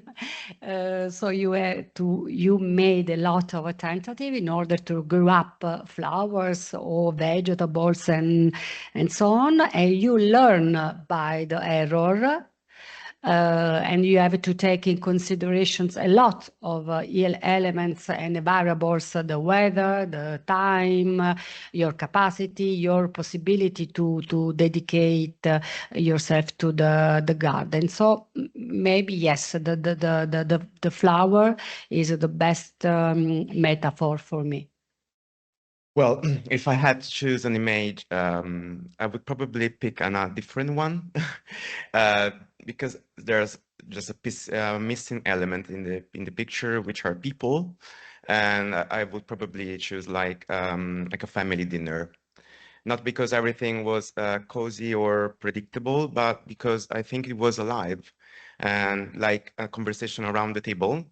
Someone like can pass the dishes, someone else can add an ingredient to another, and we can actually collectively construct new knowledge, and like the meals get richer, it's also the knowledge get richer with conversation. So that's the image I would choose. For me is road and forest, because I became a travel in this project, and I have a line, but when I have a line, I like to look forward and to see what it means, what it is around me. And so it was the image that was my travel in FOSSR. For me, it is the blossoming flower as well, because it is not a finished flower, let me say. It is still in the blossoming phase. That's true. And maybe looking at it day after day, it may seem that it stays the same, but it's not. It's progressing. And another thing is that the objective is clear. You know what it will be.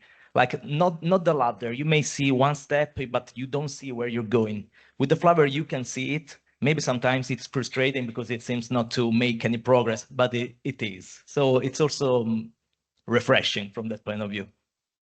Thank you.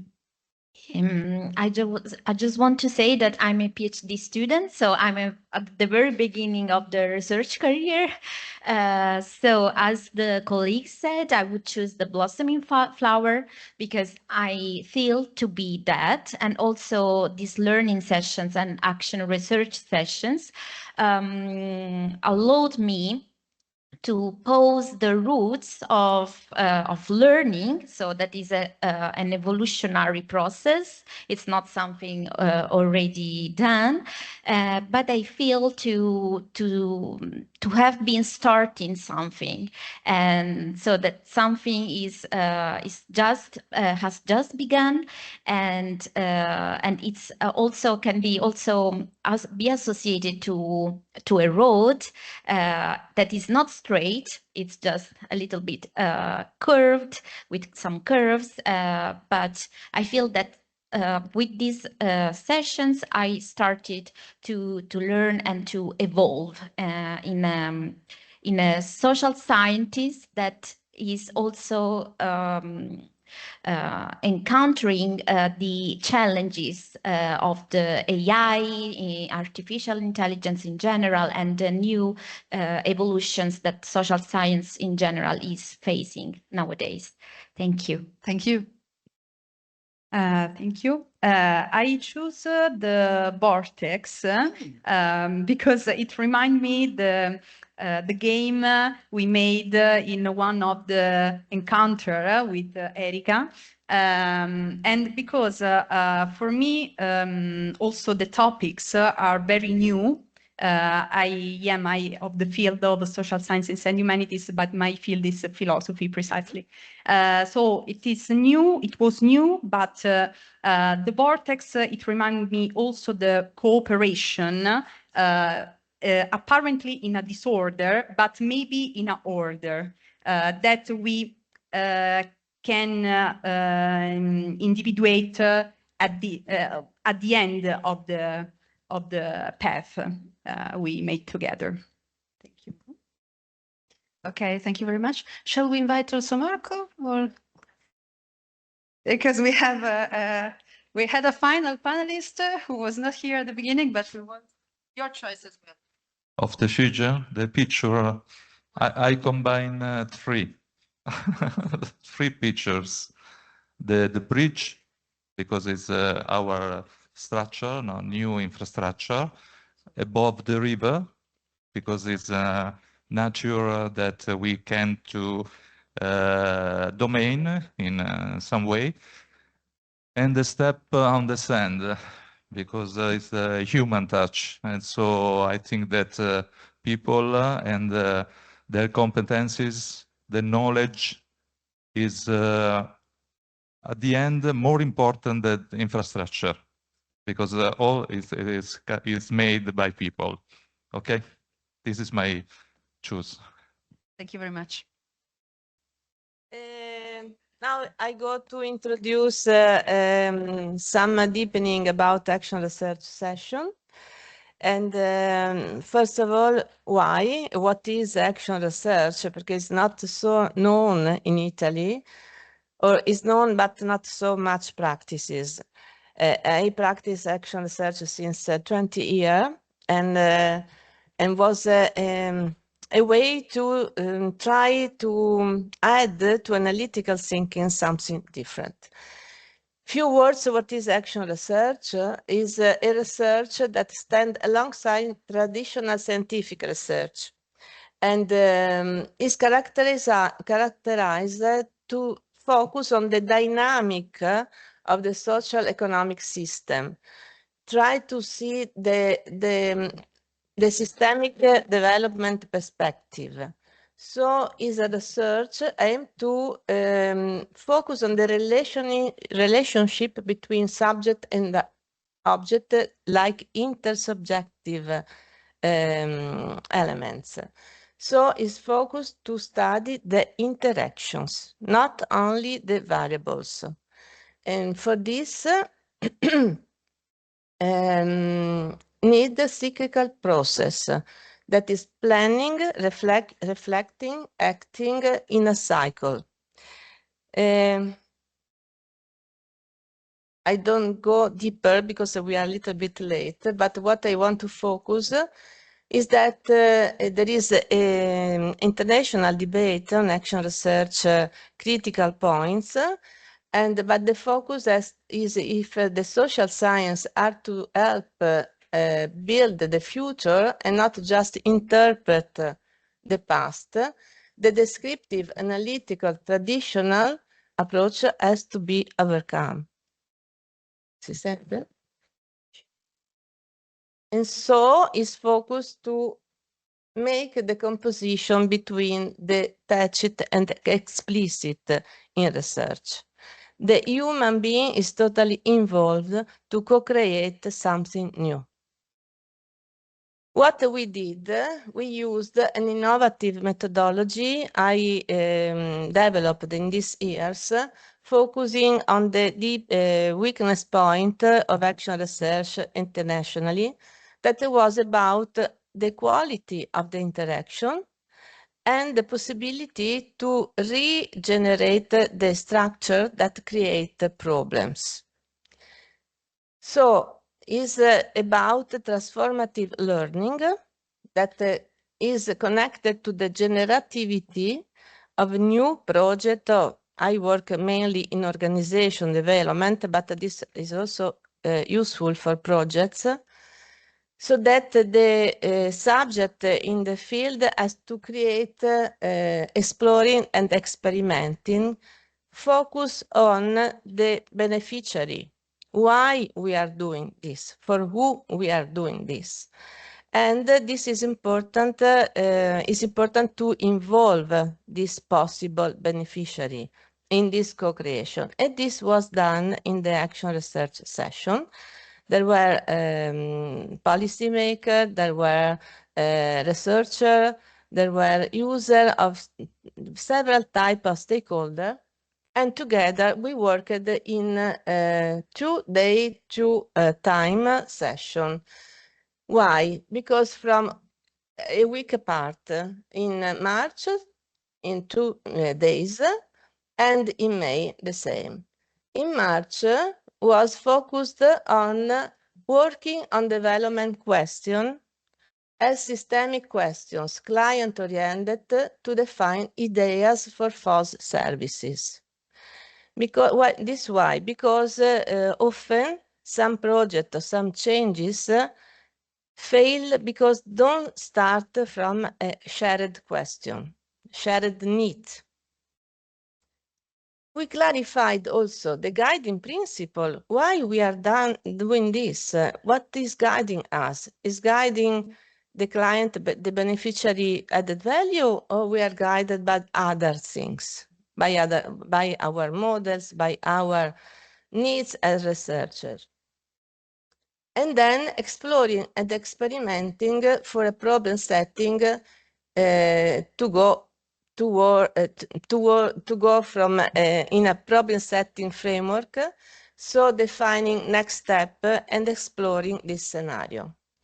We exercised also a systemic observation with some movement exercise. So at the end of the first session, next step, each one had the next step, you remember, to explore, and in the second session in March, some reflection on the exploration of the development were shared, and new question came out. The question matured.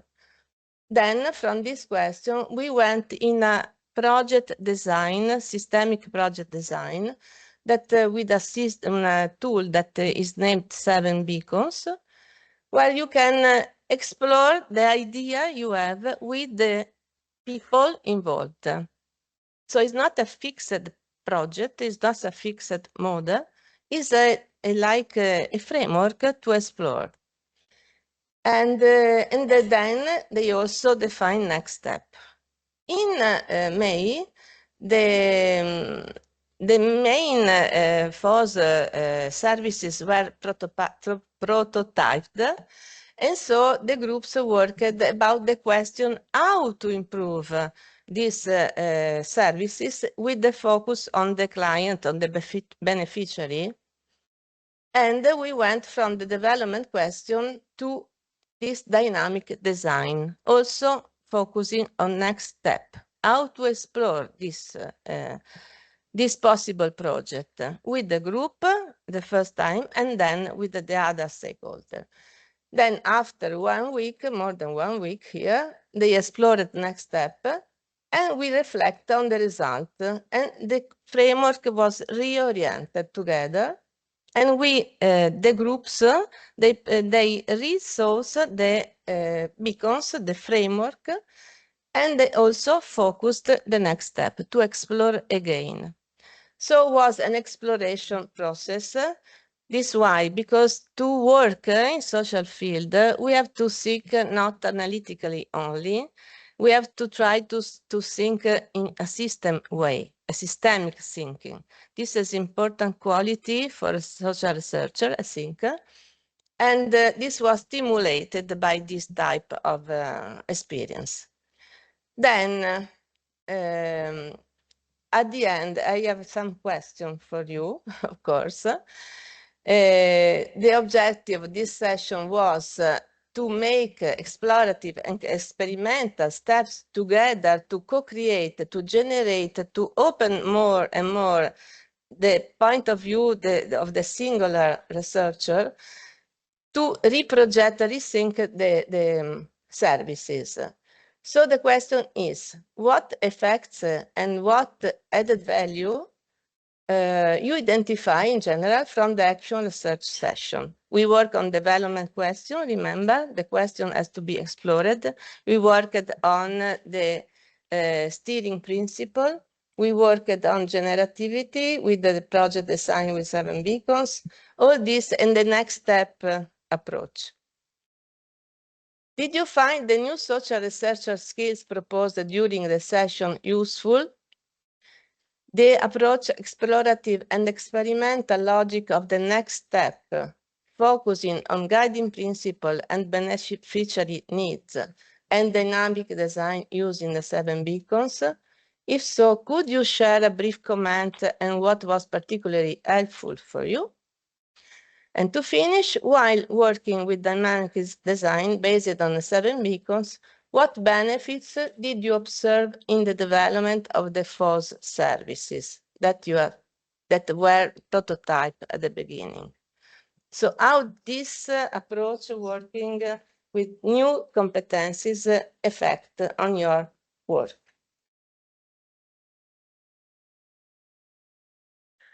Well, for the first effect, the added value for me is to understand that when you move with your body with other person, in that moment you are focalized on the movement, not on the object of the group, of the research. But when you go to work with the mind and with the other group, you are in a different condition, physical and mental condition, that you are open to change.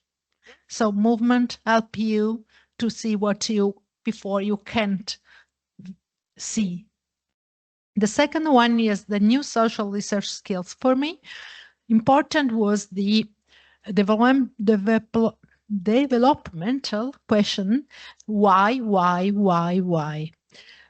Because when you think that you have to find an answer to the why, and when you consider the other point of view in group or for the different beacons, you say that your answer is not the real answer, but you have to ask you why for the second, the third, and the fourth. And it's incremental. And at the end, the dynamic design for the services was very interesting for me. I work in the group in LMM, and it was so difficult for the person, for the colleague that was the engineer of the service, to think what other person, me, I'm not a technical, so I was the first one, I needed before more than his idea of the service like a technicians. And so the user research, the attention to user is very important, and not easy, useful thinking, useful for a researcher. But then nobody use it. Thank you. So I think I'm the right person to continue her intervention, because I wasn't that particular engineer, but I'm an engineer as well. And I've been doing research in computer architecture my whole life. And we, with a technical background, are usually tempted to start implementing stuff, to just make our hands dirty.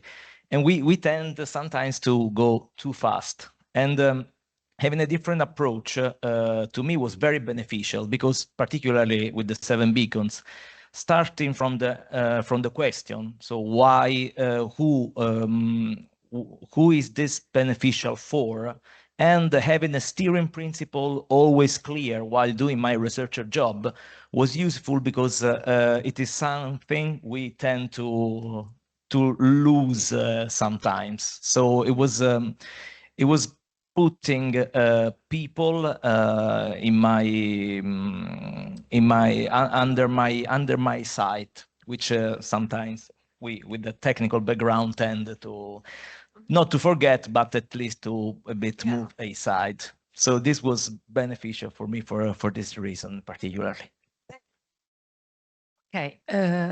I'm not involved in the prototype, for the prototype, so I can answer to the last question, but I should answer in a very consistent way, 1 and 2, because I am a European project manager.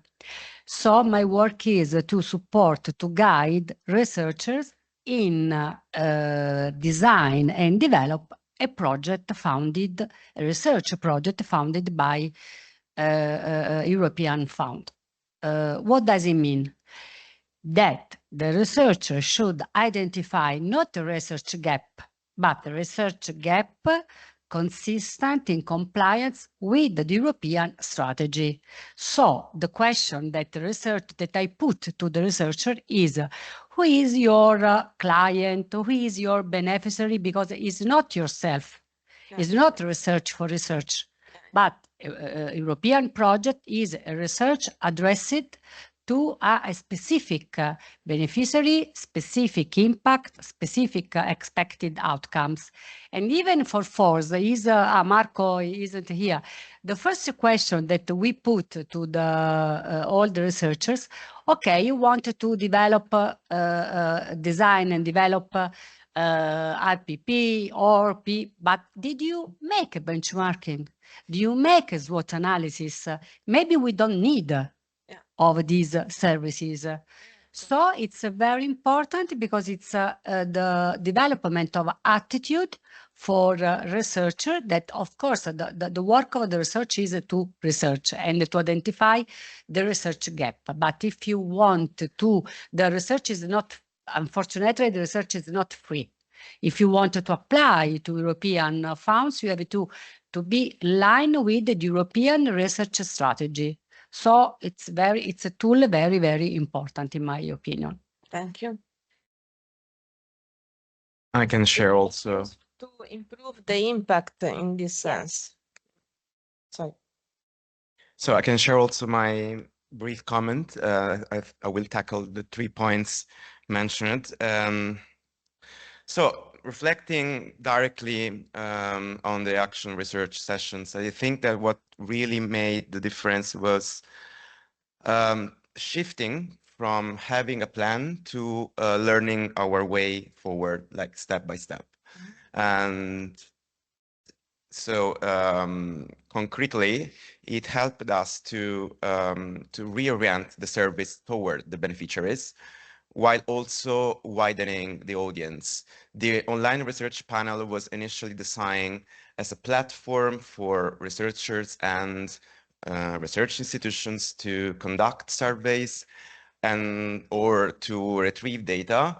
And through the action research sessions, we realized that we had underestimated the community building potential of the online research panel. So the ORP could become like a community, an online community where researchers and panelists and policymakers can connect, can interact, can also start joint research projects together. And so I think the key element there was the logic, the explanatory logic of the next step, because instead of like being stuck in big abstract objectives, it's actually a tool to operationalize your objective in very small steps. So I think that was very, very important.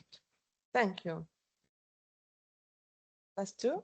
We are in late for the next, but we started the later, so sorry. Actually, I will be very brief. I'm quite outside of the group because I'm not a stakeholder, more like a beneficiary of the infrastructure. And as this figure is, I would like to say that this experience, particularly the first action action research of FOSS, the first appointment that was on in March 2024, and it was after 5 months I started the PhD. So I was quite confused about what the FOSS was and about, and I think these meetings helped us as PhD students to understand more about the infrastructure, and also I think it was quite useful for you as FOSS promoters and disseminators to understand which were the gaps in the communication of the FOSSR. Like they started to send us more emails about the initiatives and to involve us more as PhD students and recipients of some of the services of the infrastructure. So I think one of the effects and the added value was to involve us in understanding all the mechanism. And about new social researcher skills, I would like to say that maybe I started to plan more and start from questions also in my personal work. So there were both like group benefits and individual benefits as a researcher. I would say that. And I already answered, I think, the third point, because actually I saw that the services were more were adapted more on the needs of the different kinds of researcher, the early career researchers and the most advanced ones. So thank you. Okay. Surely, for me, the dynamic design of using the 7 beacons was the crucial point during the 2 encounters in particular. And I agree to what Daniela said before about the aim and the question, I think, to who we project something, because this is important. This is what also with the 7 beacons we structured during the 2 seminars, the 2 encounters.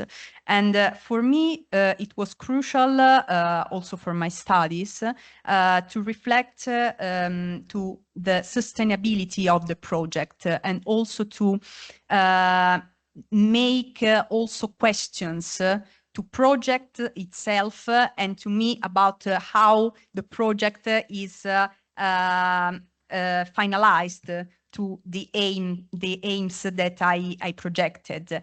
And I think also that the effect is the cooperation, because it encounters not only the who, the destinatory, but also the other researchers with we cooperate again among the project. Thank you. Thank you very much. It's very clear that needs to connect new competencies with analytical competencies. I call it competencies for systemic evolutionary development of projects, of organizations, of social initiatives. So we will go on, and also could be interesting to involve you later for this reflection. Just to finish, a few words. They prepared some keywords. You prepared some keywords? Okay. Okay, just to finish for the public, if there is some feedback to give, also focusing on these keywords, you have the space. We have 5 minutes to have some feedback or questions or reflections.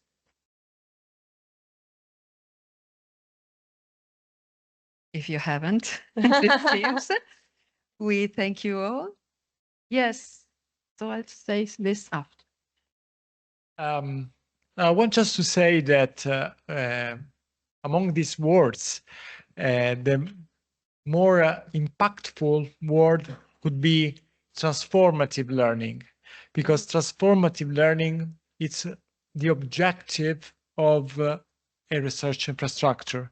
As I said before, when we build a research infrastructure, is an effort to change research practices and to modernize research practices, especially in the Italian context of social sciences, in which awareness of new methodologies, new tools is not so much. So the transformational dimension of the learning is fundamental for the sustainability of a research infrastructure. We are proposing new services, new tools, new methods, and we have to foster the change in the mentality of researchers, a mentality for openness, for collaboration, for data-intensive science, for computational social science. It's a change of paradigm. So I choose in particular these words, and I want to thank Erika for having wrote this method, this new approach, this innovative approach in learning, which is very important for us. It's very important for an infrastructural project, especially in our area. So it's a comment, and it's thanks to Erika for the effort. Thank you very much. It was a pleasure to open this methodology that is also a basis of spin-off company now, to brought this in this interesting project. It was also a change of paradigm for me. So it was very challenging, but stimulating. Thank you to all. And yes, thanks to all the panelists, thanks to all the people who have intervened. And now we go back in Sala Convegni. If you don't want to get lost, we can go all together because not everybody is acquainted with the corridors of CNR. And the plenary session probably has already begun, so please, let's go. And thank you again.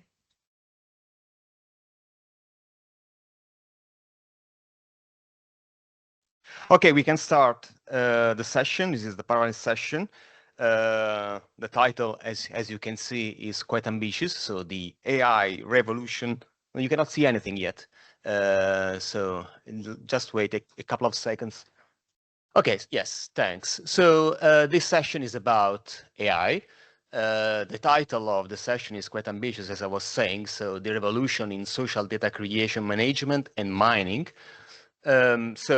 Everything is about how AI has changed the way we do research in social sciences by creating and managing and mining about data on society and social sciences.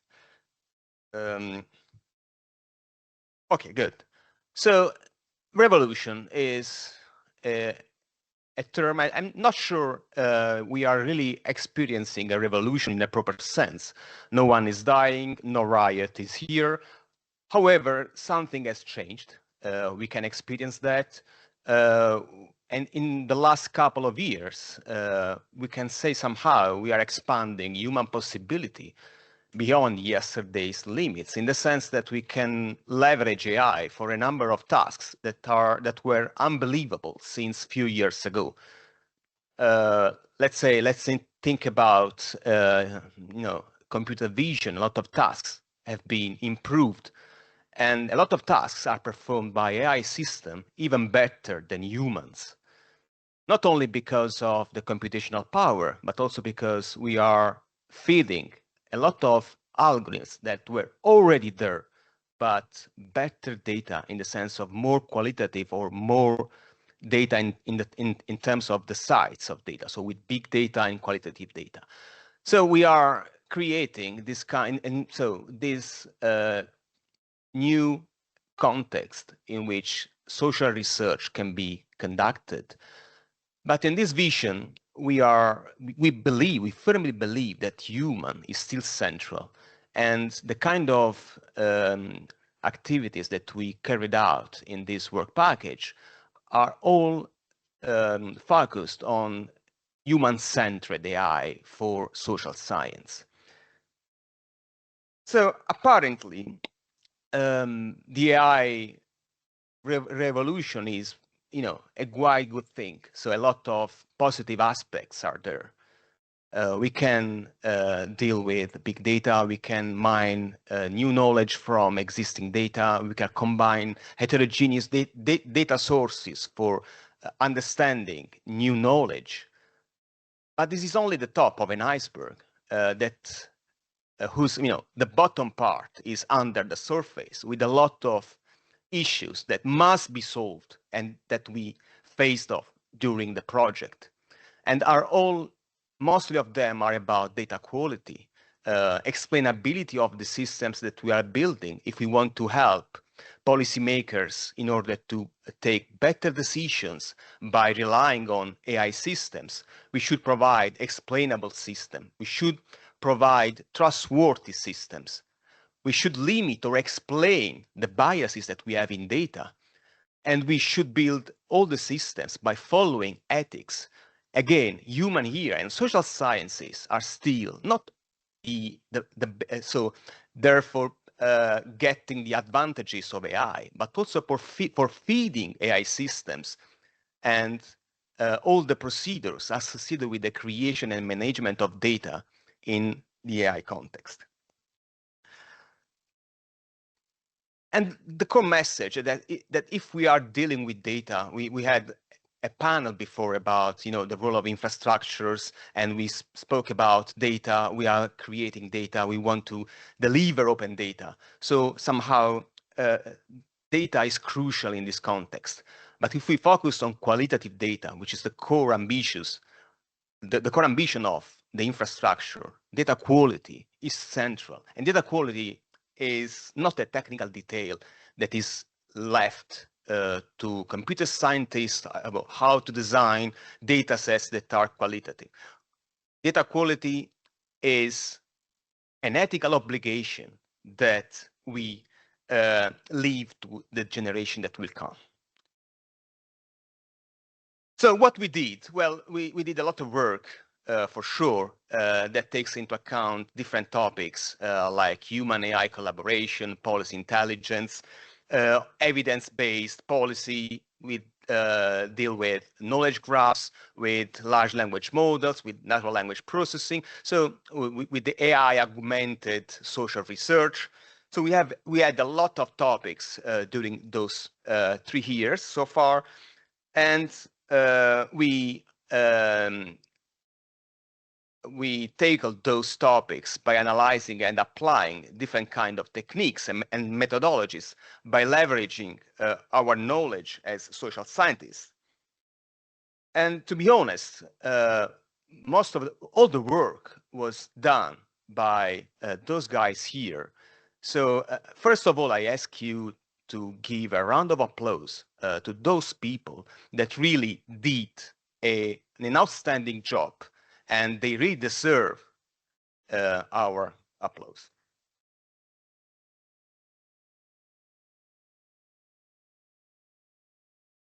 Then so I said they did the work, so I leave the floor to those people. I start with Emanuela Varinetti and Lorenzo Giammei. They are both researchers that started the career here at IRCrES, right? And now Lorenzo has a new position, a permanent position, so we are glad about that. So they will focus on network and machine learning models for science of science, which is a particular field in social science. That will be our running example during the whole setting, or most of the presentation in this session. Then we'll move on AI for data-driven science of science. So again, data-driven, and here the quality of data is at the core of all the analysis. Then a step further in combining symbolic knowledge learning with sub-symbolic approaches. So symbolic knowledge is typically rule-based knowledge graphs, ontologies, while sub-symbolic is what a large language model, for instance, is about. So here we have the hybridization of sub-symbolic with symbolic, and it is called neurosymbolic AI. And Sarah and Miguel will explain us how they introduce neurosymbolic and why, for facing what. Then we will analyze how to tackle with social dynamics decisions, and this will be explained by Rocco and Fabio. And finally, Giovanni will introduce us the policy learning platform that I think will have also a dedicated session during the demos. So first, Emanuela and Lorenzo, you can come here.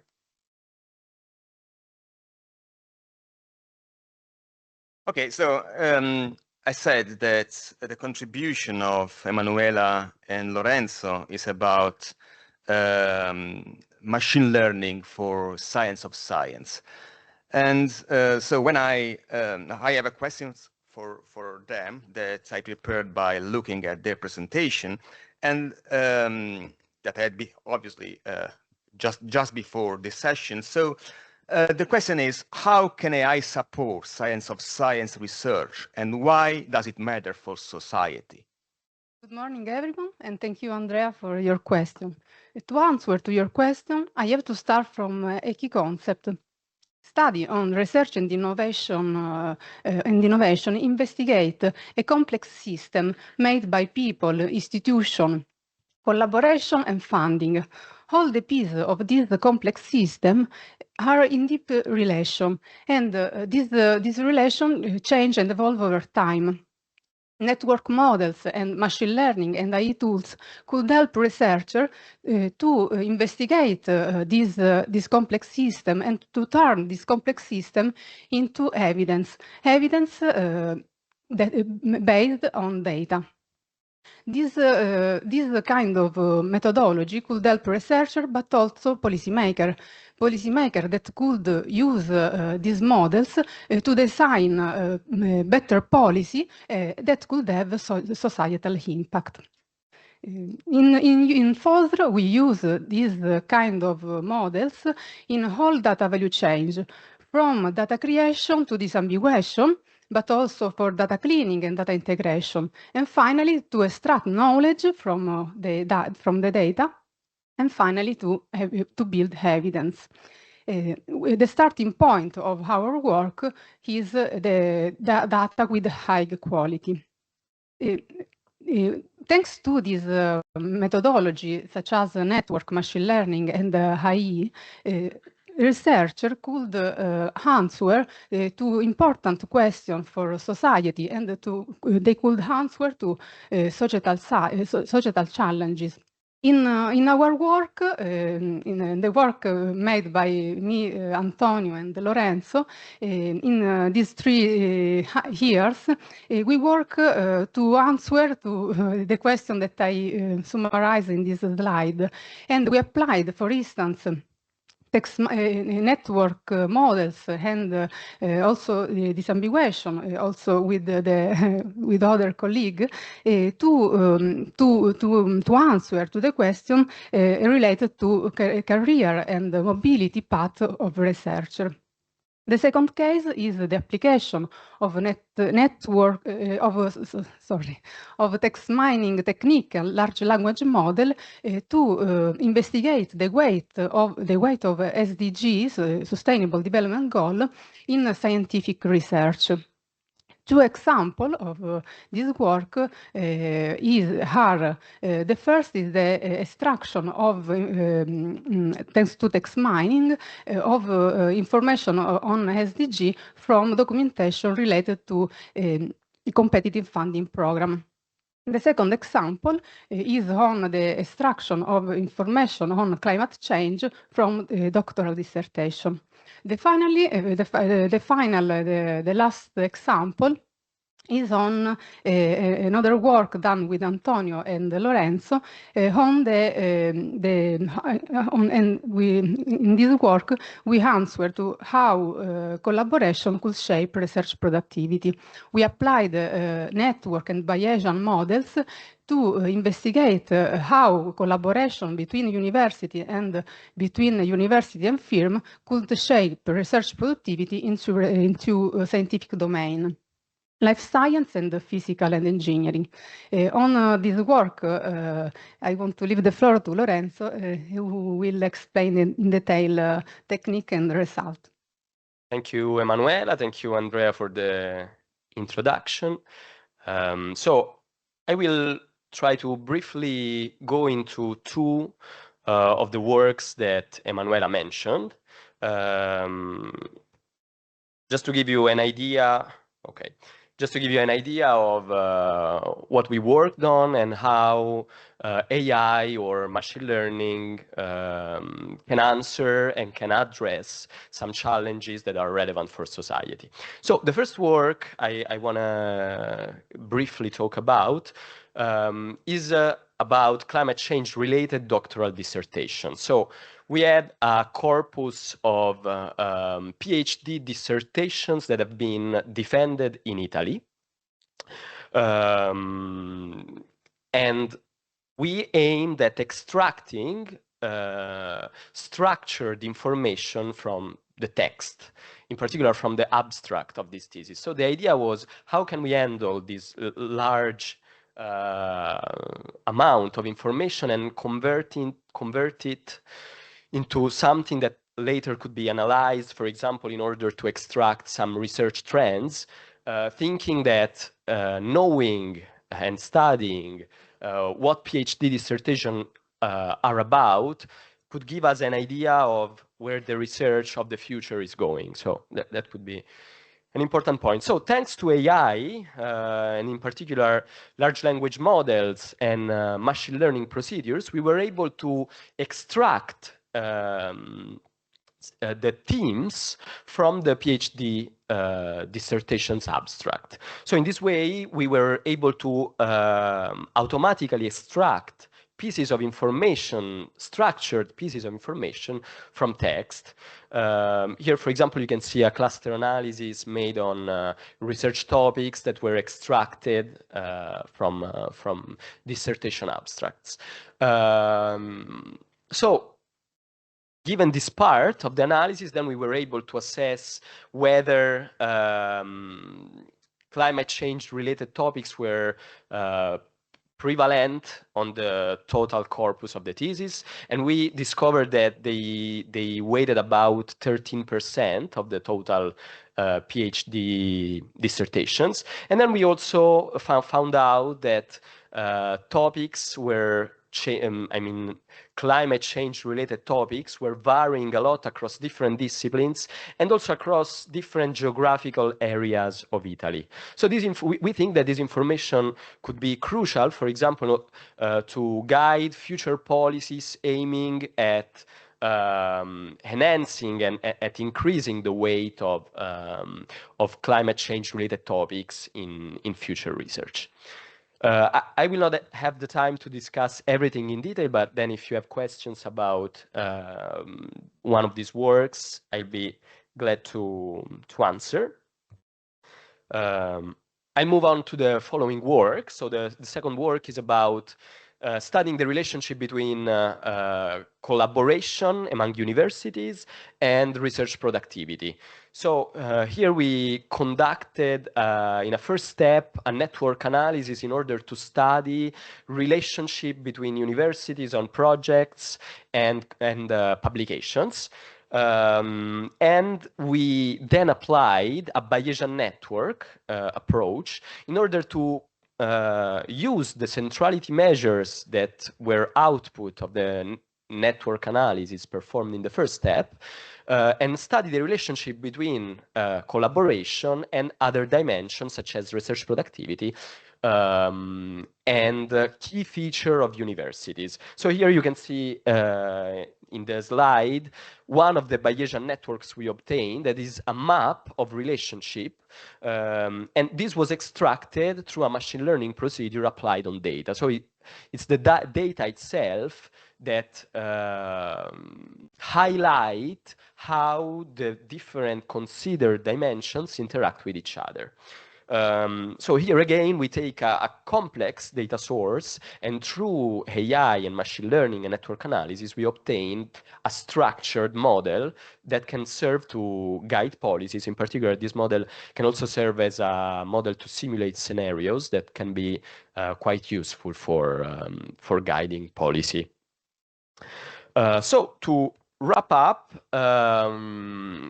we have described how AI models and rich data set can help to answer new research questions, because we are able to manage data in a different way, sometimes manage data that was impossible to treat without such methods, and address specific societal challenges. In particular, AI methods can help to untangle the complexity of this research domain. But on the other hand, quality, availability, and integration of data is fundamental. Because the more the quality, the integration, and data availability, the more AI methods can be leveraged to be more effective. And finally, a last point, namely that we think that FOSSR infrastructure could be a fertile ground, an ideal fertile ground, where quality of data and state-of-the-art methods meet and help to tackle new societal challenges. Thank you. Okay, thank you, Lorenzo. So there is room for a couple of questions to the speakers. Sorry, Andrea, I forgot the last slide where we have yes, references about the work we mentioned. Two of them are already published works, and you can find the QR code here to see the complete work. And the last one is accepted but not yet published. Good. Excellent. Again, it's now time for questions, if there's any from the audience. So if no question here is here, I have one question that I think is somehow related to what Fabio Vitali said this morning about are we designing and implementing the infrastructure in the right way? Does it fit the requirements or the needs of the researchers in social science? So in your opinion, how, and you said something at the end, so is, the research infrastructure, is FOSSR addressing your needs as a researcher in social sciences? So how your research can benefit from the infrastructure and vice versa? If your activities can be beneficial as a part of a community in which FOSSR exists. Okay, thank you for the question. These questions speaks, let's say, is somehow related to one of the works we discussed, because we were speaking about collaboration, right? So let's say that this is a twofold, bidirectional process somehow, because in those years, I personally felt that being able to interact with other researchers through the FOSSR infrastructure was great value for me, because I was able to have several point of views, and I mean several researchers with different backgrounds were able to connect thanks to FOSSR. So this was an empowering, I think, process. And on the other hand, as I was saying, the combination of data, of rich data, and heterogeneous methodological approaches that were brought by different researchers, I think that was at the same time benefiting the infrastructure. So I think the infrastructure benefits of this heterogeneous set of researchers and rich data that can be connected also thanks to the work of researchers, but also researchers on their side. As I was saying, I think the idea of a fertile ground is evocative, in the sense that the researcher contributes to the infrastructure, but is also enriched by the infrastructure, giving all the services that are available, the other researchers that can be interacted with. So I hope I answered. Okay, thank you to the question. Let's move a step forward in the work we did, always in the field of science, by applying a different kind of methodologies that are more oriented to large language model instead. And in this case, I ask Giusy to come here, and she will introduce us the research she did in collaboration with Francesco Poggi about the advances in AI to support data integration and analysis for enabling such a vision, so the vision of science. And more specifically, I ask you to focus on what are possible benefits, challenges, and weaknesses, of course, of your research. Okay, so good morning, everyone, and thank you, Andrea, for the question. And I will try to briefly summarize some points that I consider particularly relevant in relation to your questions. So regarding the benefits, I believe that the scalability of the solution is very important, and also automated problem solving are key aspects, together with the support of advanced semantic analysis, such as those required in the integration and heterogeneous data sources, as just discussed. As for the challenges, I would highlight issues related to data quality, incompleteness, and the presence of bias in data. Then, since AI models are inherently incomplete and biased, for instance, toward the specific languages, regions, or disciplines, they may amplify existing structural biases. And last, concerning the risks, I would point out that lack of interpretability, which can lead to reduced trust and accountability.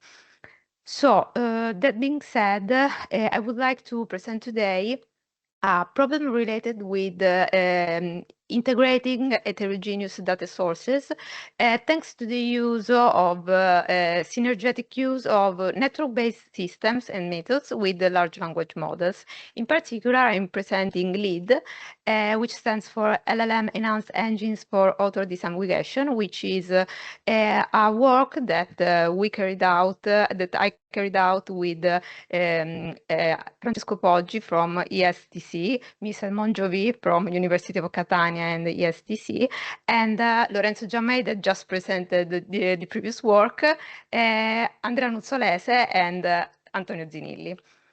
So we started from the perspective that actual current state-of-the-art techniques from the author name disaggregation task show disparate limitations.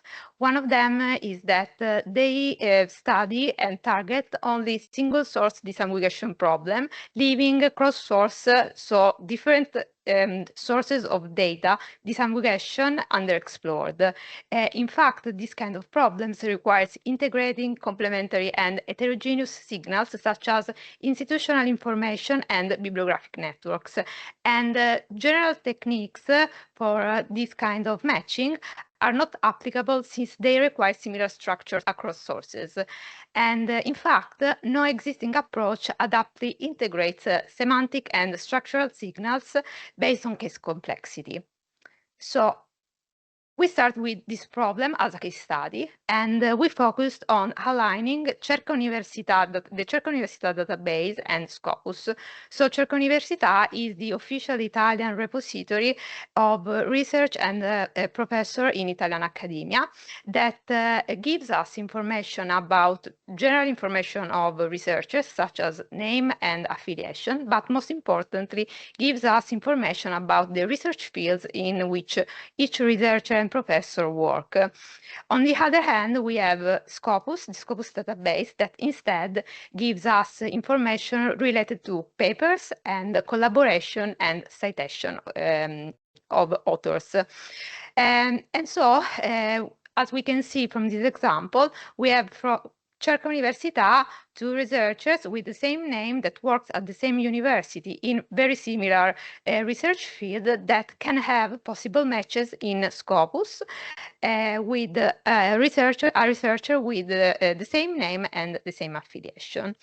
So to solve this problem, we started by creating a new dataset. In particular, we started from Cerca Università that provides us some of matching authors from Cerca Università and Scopus. And from this aligned dataset, we asked ourselves if we could find some very hard cases, in the sense that we wanted to match Cerca Università researchers that show different matches in Scopus. And with this question in mind, we constructed a very hard case dataset that consists of almost 600 cases of hard case disambiguation. This is the general pipeline that we employed, that consists of 3 modules. Two of them are graph-based techniques methods, which are the label spreading algorithm and the bibliographic coupling method. And the third module instead consists in apply a large language model on scholarly data. And in particular, the pipeline that we developed is constructed as a 2-stage process. That means we first apply the graph-based methods, label spreading algorithm, and bibliographic coupling on all cases present in our datasets, and then use only the large language model for the hard cases that the graph-based methods cannot disambiguate. So the label spreading algorithms works on the assumption that we have different kind of information from Cerca Università and Scopus. As I mentioned earlier, Cerca Università provides authors with academic fields, and we know some of these matches that act as seed nodes. And on the other hand, Scopus provides co-authorship relations. So we have a graph of collaboration, but does not provide academic fields. So the label spreading algorithm allow us to propagate academic field labels from these seed nodes to infer fields for unlabeled authors.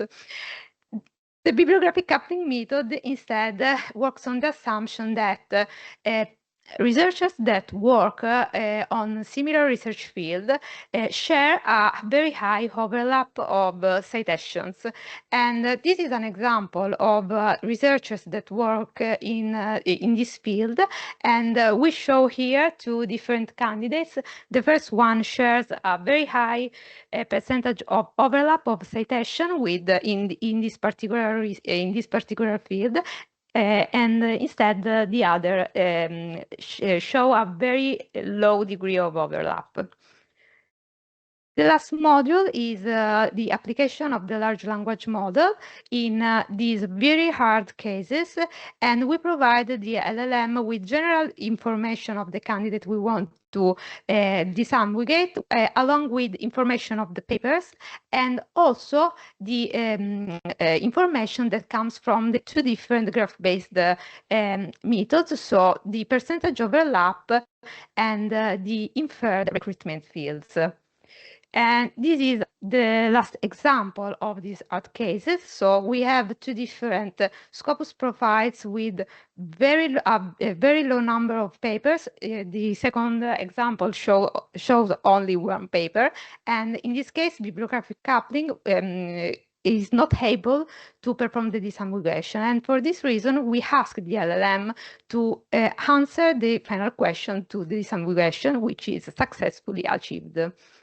And this is the performance comparison of the all modules that we employed. And as you can see, the best results are solved with integration of the network-based methods with the large language models.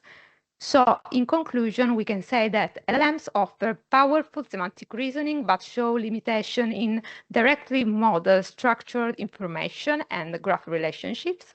On the other hand, graph-based techniques efficiently capture structural evidence, such as collaboration and citation patterns, and resolve most ambiguous cases, but their performance degrades in sparse graph condition. So thanks to the use of selective use of LLMs, together with structural information, we can balance accuracy and scalability while consistently outperforming single method solution.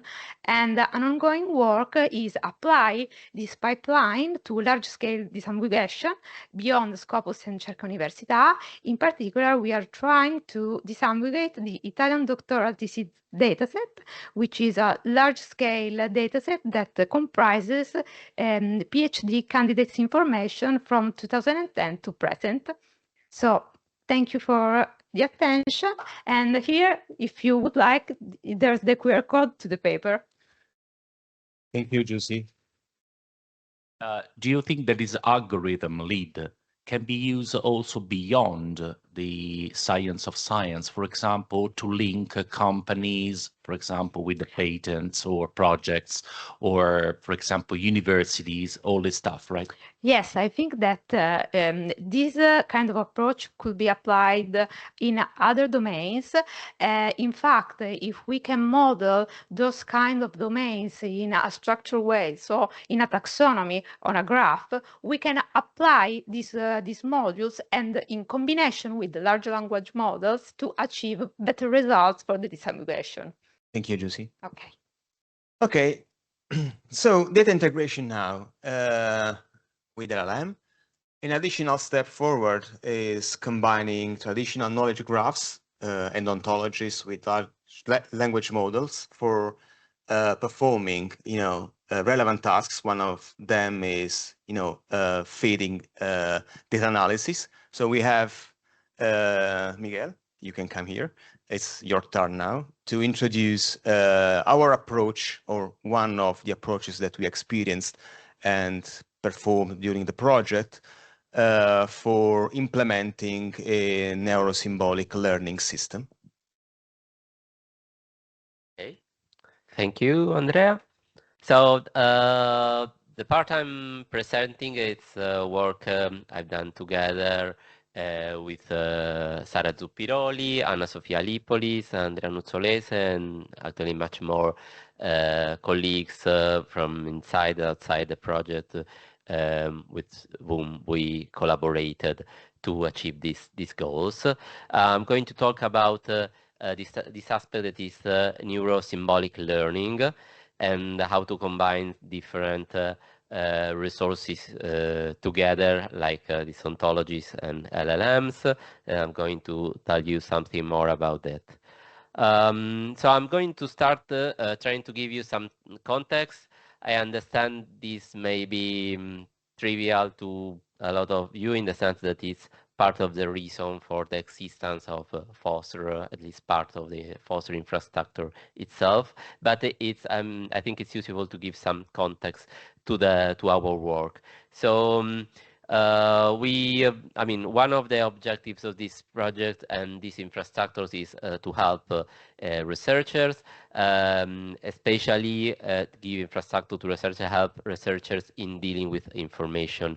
So scientists deal with a lot of different types of information. They have to research existing literature, data set they may use to observe the world and to prepare their experiment, software they may use. And then with all of that, they have to interpret and to find all the relevant resources. And obviously we do our experiments, then hopefully in the end we reach some results, we get out some publication, and hopefully we publish also along that the data. So this is a lot of work, especially in trying to navigate all this data, and it is why these FAIR principles have been adopted and fostered and are at the core of the FOSSR project, so that they say that for open science to work, for science to work in the modern society, the information should be fundable, accessible, interoperable, and reusable. And for that, we developed different standards and approach. The main approach is based on what is called classical AI or symbolic AI, right? So basically it's about representation, so basically giving semantics and to the information, to the data, so that we can reason with this information, both humans and machines, in predictable ways. Okay, we have formalizations for basically modeling the data, and this allow to have not just this sparse cloud of information, but hopefully a knowledge graph that includes publications, data sets, the metadata, the software, workflows adopted, and all this is linked, interconnected by meaningful relationships that the researcher can explore. So this is adopting especially semantic technologies and related standards. We try to have this result. Okay, as a fact, to make this possible, we use open standards and also shared semantic models, because we need to have ways to have a common understanding of the terminology we use in order to be especially interoperable.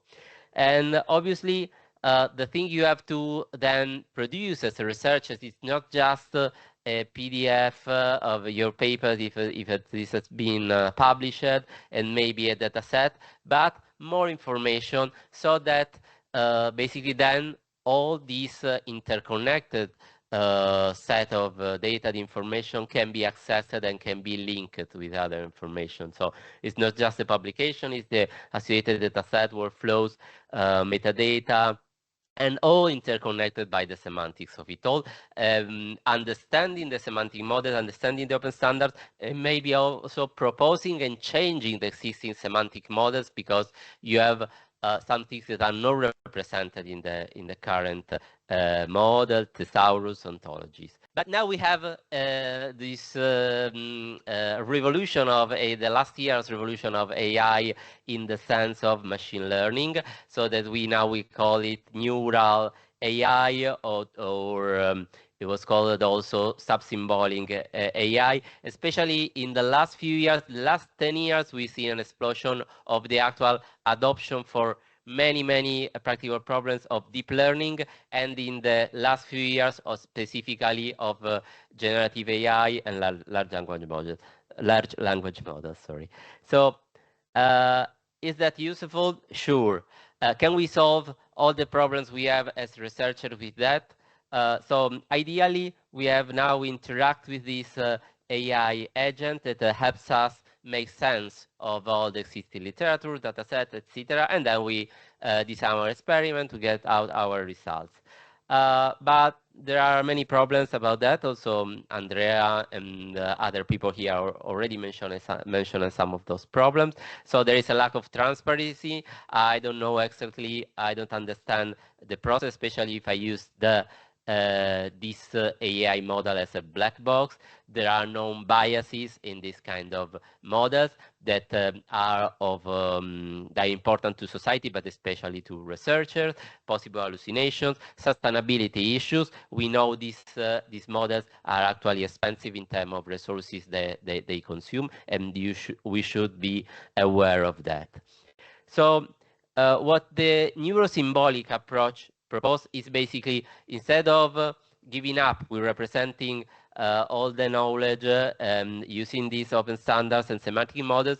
We want to foster still these models, but with the help basically of the AI agents. So adopting sub-symbolic AI, so specifically now deep learning, large language model, to help us basically build a knowledge graph which we can still also interpret as human expert. That means we retain control over the conceptualization. It's just inside the weights of a large language model, but we can attach concepts to the things we are dealing with. We know where the information comes from. We can have explainability by not letting the LLM doing all the work for us. We have human in the loop, so it's not just having a result, but intervening in the result. And we can also, from the sustainability side, just avoid letting the LLMs do things that we can do in other ways, but because we don't need the LLMs for that. So we did several things alongside inside this approach. One is inside the FOSSR project. One is ontogenia.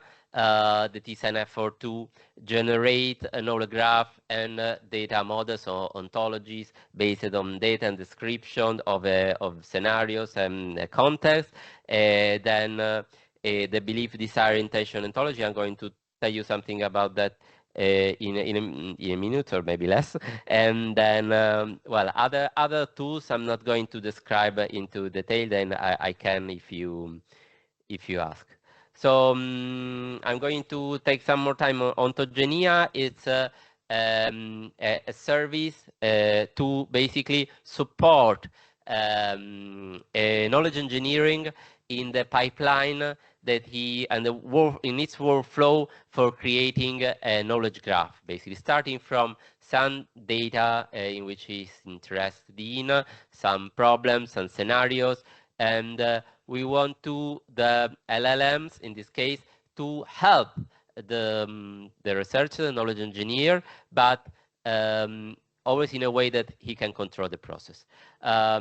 So we tested partly the thing you see in the left is used for data cleansing, and is related to the data that Giussi was discussing before. And the final aim is to generate the knowledge graph. So the models, the most ambitious side is basically help the knowledge engineer conceptualize the knowledge. So, and that's what we evaluated.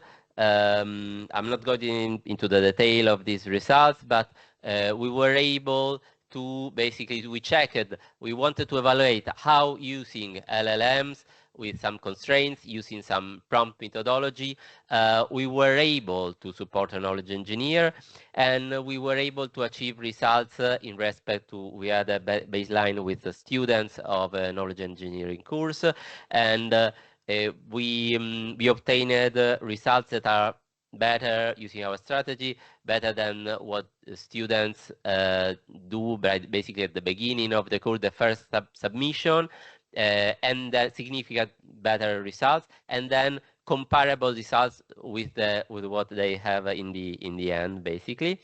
And on another side, we worked on another example is the belief, desire, intention model. That is a model that is a model of practical reasoning that is meaningful for agent-based modeling, so to model agents. So if I want, for example, as a researcher to describe a paper or to research paper or agent-based model using this agent-based modeling, using this model, I can describe using this ontology in a practical way what are the aspects of this system, and this also used in software engineering, and it also may be used to basically support an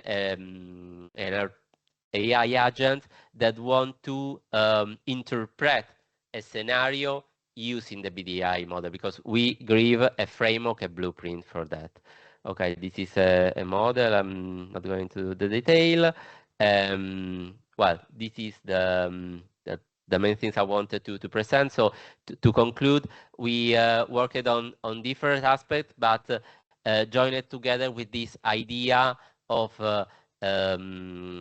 basically using and the LLMs are the most modern, in a way, models and AI, but in a way that the researcher is still in control, and we in an analytical way we understand what in how an LLM or another AI model may be of use, how the expert contribution is instead fundamental.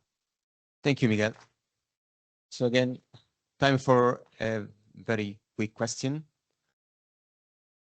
So I just have a curiosity that links to what Giovanni was complaining this morning about the integration, the collaboration of organizations. So there are issues that are related to the organizational integration or interoperability, are other legal aspects that are always crucial.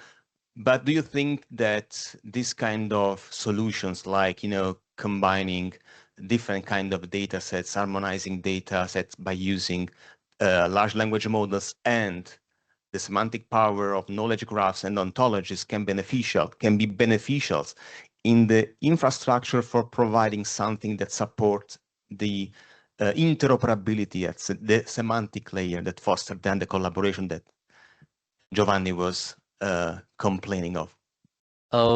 Yeah, well, the answer is yes. I think it is the case. Obviously, there are, non-technical issues to that to that problem. It's just technical, but I think so. The purpose in general of open science, but especially support the open science with a view on usability, so on practical usability, is that to basically merge effort and to support transparency that enables a stronger cooperation. And that's the, one of the purpose of what we do. So now I use this BDI ontology as the assist, let's say, for next presentation. It is given by Rocco Paolillo and Fabio Longo. So BDI, as explained by Miguel, is a model for expressing and modeling mental agency. So I'd like to know more about this, and I know that you experience and perform a lot of experiments in that field. Thank you, Andrea, and thank you everyone for being here. So we investigated in our work the link and the matching between multi-agent system and semantic ontologies through the framework of belief, desire, intention that was described by Miguel. This why? Because we can link a multi-agent system, meaning a system of virtual agents able to process information, deliberate action, and reach a desire, with the ontologies that are a form of formalized knowledge, which allows an increase of our work was on linking these two modalities, multi-agent systems as virtual agents able to process information and deliberate action, and semantic ontologies as a form of formalized knowledge. This is something that increases the interoperability between systems, and studying the social processes of influence between agents who deliberate based on the inference knowledge-based. So what we did was to deliver this paradigm, trippers to belief to trippers, which is related to the model previously described by Miguel, where agents can infer, first of all, acquire triples of the knowledge state of the word, which is the knowledge initialized with the data and formalized in the knowledge graph, can deliberate their processes, the inference stage, I will show you in a sec, and update with the new triples the new state of the word, which is the effect of the action acted by this agent. And this able what? That we can study how individual agents that act in this shared world can influence each other, influence both the decisions and the consequences, the action of agents.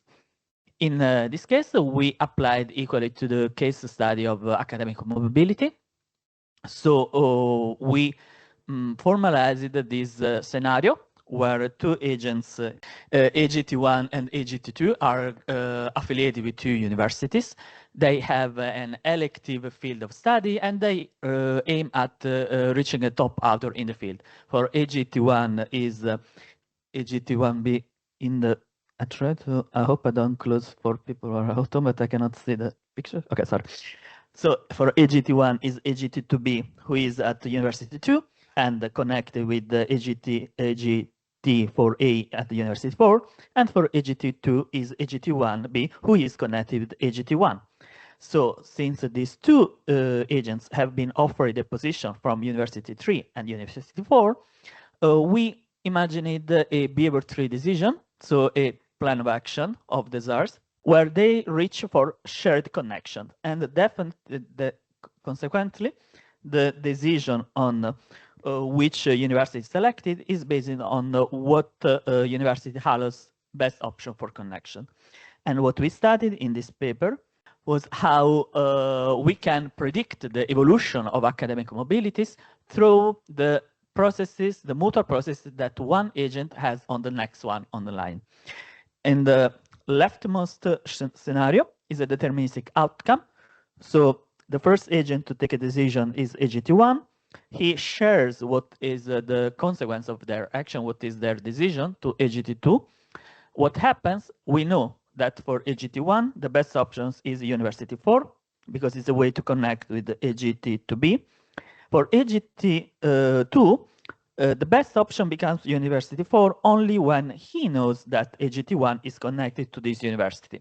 So the prediction we can do of academic mobilities becomes deterministic once we know for sure that AGT2 decides after AGT1. Now imagine in the middle scenario with the semi-deterministic outcome, AGT2 does not know what has been the decision of AGT1 because the update of triple stage doesn't occur before he makes a decision. So what happens that we know still the decision of AGT1, we can predict this, but we cannot predict the outcome of AGT2. And this generates a semi-deterministic system. So we have the average of the outcomes over 10 simulations. On the rightmost scenario, what happens, AGT2 moves first, and AGT1 decides based on what has been the decision of AGT2. So in this case, still, AGT2 has a random probability to select one of the two universities because basically they will provide the same outcome for him. AGT1 has still a good choice to select University 4, but in case AGT2 has selected University 3, then also this university increases the probability to become a good option. So in this case, we have a random probability at the level of AGT2 choice, and we have slightly more opportunity for University 4 to be selected by AGT1. These are formal models to study the mechanisms of evolution of a system, but we can also initialize with real data, and this is what we did in this other paper that you can download, is already published, with the data that were extracted from Scopus literature database through the work presented previously in section 2. So we stored the knowledge graph in this GraphDB database, and we initialized the model with the real people and with real universities. So this is a Scholar and database, and the university it is connected to, and we proposed the choice between two universities, and the agent was able to read what are the connection and what are the top authors as we identified through our metrics in the knowledge graph. And so we produce, as you can see on the hand of this figure, the new affiliation of the agent, in this case a real person, would make based on the real data he has available, and hypothetical decision tree that we, a scenario that we propose. The summing up of our contribution is that AI models can be used to detect and study different dimensions, both of individual processes and social processes. And when it comes to the link between individual processes and social processes, actor-based models as multi-agent system and the framework such as beliefs, desires, intention can be an available tool to study the reciprocal processes of influence. And here the knowledge graph can serve as a way to formalize empirical knowledge to have empirical-driven inference processes. Again, questions? Okay, I have a comment and the curiosity also because I mean my name is there, but I did very little or no in as part of the contribution. So we spoke about explainability at the very beginning as one of the issues that we have to deal with in social data, in data-driven research. And do you think that this kind of solution that basically relies on the BDI, which is a well-known mental model in cognitive sciences, can be used for, you know, solving partially or completely the issue of explainability, especially in large language models? So I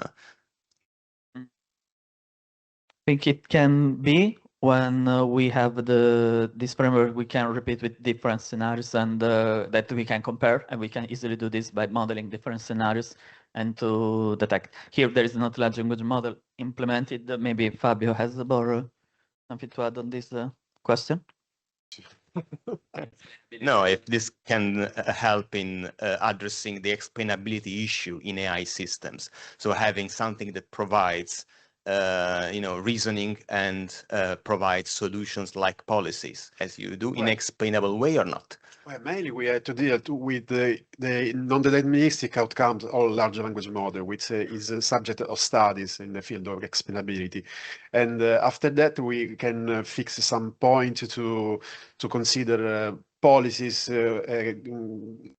when they can have a contribution in that process. Thank you. Thank you, Rocco. Thank you, Fabio. So we are now in the floor of policies, and I think that the policy learning platform is a solution that must be introduced and presented and worth to be enjoyed. Okay, I just have 5 minutes to present it, and then we're going to have the opportunity to practice with this in the corner of services where you have some demonstration about it. Sorry, because I'm only the speaker here. I can see that the slides. What? Okay. But we are a group of 5 that are working on this. So I just want to mention Federico Brogi and from the ISTAT, Fabrizio De Fausti from ISTAT, and Barbara Guardavascio for University of Perugia, and Salvatore Rigler from the Net Engine company. There is only my name because I'm just the only one belonging to the FOSS group. So, okay, what is the PLP? The Policy Learning Platform is the first, maybe, experiment, maybe worldwide, about optimal policy learning implementation within a web app. We want to try to bring the frontier of program evaluation in an ex-ante form within something which is practical, can be used by researchers and in particular by policymakers. What is the main idea of the policy learning platform? The policy learning platform developed the OPL, the optimal policy learning. Okay, so are 2 different things. One is the theory, optimal policy learning. The other one is this web application that we developed here. And basically it's made of 2 main components. Is prediction on the one hand and counterfactual modeling on the other one end. So machine learning, the best techniques for prediction, and for causal inference, building counterfactuals, as you know, are so central. And we generate this data-driven decision maker, which is the main topic and the main usefulness of the PLP. We are in the frontier of econometrics of program evaluation with paper published in Econometrica and in JASA, I mean, last 2-3 years. And we made some small advances, especially in modeling. And the main idea is that to pass from an ex post interpretation to an ex-ante evaluation. What does it mean? What we have done, maybe Guglielmo knows this quite well, what we have done so far is just ex post evaluation. So what? When you know that a policy was effective, What is the second step? Just an anecdotal result is not really useful. You need something that coherently is going to link the results, the mathematical results of the model with what is going to happen later. And in this case, to design the policy that are more effective and abler to increase the level of the impact and the level of the welfare. So policy learning is fine-tuning policies for the future and generate better policies that can be controlled by the researchers and the policymakers somehow. And the main idea is to maximizing constrained impact or constrained welfare, when constraint means that we are running under specific policy classes, as the example that you're going to run. For us, the policy is a selection process. So I probably do not want to confine or reduce the policy just to this, but in our case, this is just all about selecting the correct units to predict to make as beneficiaries of the policy that we want. So we have the objectives for the policy on the one hand, the policy action and the selection, in this case of the red apple instead of the other ones. And this is fully coherent with the policy cycle. From the very beginning, when you are just deciding who is not eligible, to the very end when we want to learn from the past, from what happened already, just to redesign the policy in a better way. What OPL maximizes? Well, in the literature, especially in the econometrics literature and even more in the computer science literature, they speak about a value function. If you are a little, knowledgeable of reinforcement learning, you see that it's all about estimating the value function that for us as a social scientist is just welfare. But also the impact is important. And the impact is something that generally economists, for example, and partly also sociologists are more interested in. And in the policy learning platform, we consider both, maximizing the impact and maximizing the welfare. And the two things are linked, but are not one-to-one the same stuff. Which kind of policy classes we consider? 3, threshold-based, linear score, or linear combination, and fixed decision trees that are exactly those that we use in everyday life. When you mark, for example, in doing exams, you use a typical linear combination or linear score, where you take the oral mark, the written mark, and you do an average of it. This average generally is based on 0.5, 0.5 weights, cannot be optimal. For employability of future students might be, for example, better to provide a larger weight to the oral exam. Why? Because possibly companies are more happier to hire people who are very good ability to speak instead of writing. So well, I'm going to the end. It's a big thing. So it's not possible to just present in a few minutes. But we have 1 hour at our disposal to in the demo in the foyer, where you can see some examples. And we implemented these in Stata R and Python.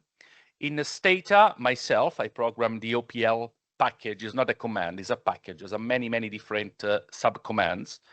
And in R, we have something similar. There is a Brogi and where the Basho did it, already available in CRAN. And in Python, it's the implementation we use for the web app. Okay, the PLP is the technical front-end platform, okay? And the basic idea is this one. This is the workflow of the platform. At the beginning, you have your own data. It's the policymaker that had the data about the policy that's already have been run. Okay, the policy has already been run. So what you see in green is the values of the information that we know. It's the data set that we know, so the past policy. So all the population means the population that already experienced the policy. And then you see that by the Make 8, the third step, fundamental third step, is to estimate the individual treatment effect. And then finally, we decide two important things. One is, what are the selection variables that you want to use whenever you want to run an unconstrained policy? For example, if you want to run a threshold policy in a context of job training, you can consider the age and the education of people for selecting them. Then we decide a class that we want to use, a threshold, linear combination, decision tree, and we come up with basically the allocation, the optimal allocation by using grid search, the optimal allocation of the benefit of the policy, and by selecting the best beneficiaries, thus getting the maximum impact and maximum welfare. Well, there is the possibility to explore all around the optimal policy what's going on. This is important because what we're going to suggest is a menu strategy. What is a menu strategy? Not just provide the magic allocation, but just trying to understand what's going on if I experiment with different allocation that can be more suitable for the policymakers, including also customized policies. And there is an option customized that we're going to show in the demo. I'm finishing, and these are the main results of the platform when you're going to see later on. And this platform is also aesthetically beautiful, which is another element that I like. I have to thank a lot Salvatore Rigler for the wonderful job he did. And now it is ready, basically. It's ready to be used. So we did a lot of stress tests very recently. And well, we had to look a little better at the scalability, because scalability is important when we have millions of people inside. But I mean, we are very confident that this will be step by step improved, even in that sense. And of course, we are very keen to see some applications by other researchers and see how they will consider this and whether this will be really useful. As I tried to explain, as I said, we are going to present it the FOSS project, but also the policy learning platform at the Senate of the Republic in 15th April, with the hope to bring this new view about making science useful for policy, real policy, concrete policy. Thank you very much. Thank you, Giovanni. I don't know if there's any question also for Giovanni, or no hand raised. So if no question from the audience, I think we can move on to the next session. We have the plenary session here. So Marco, come here.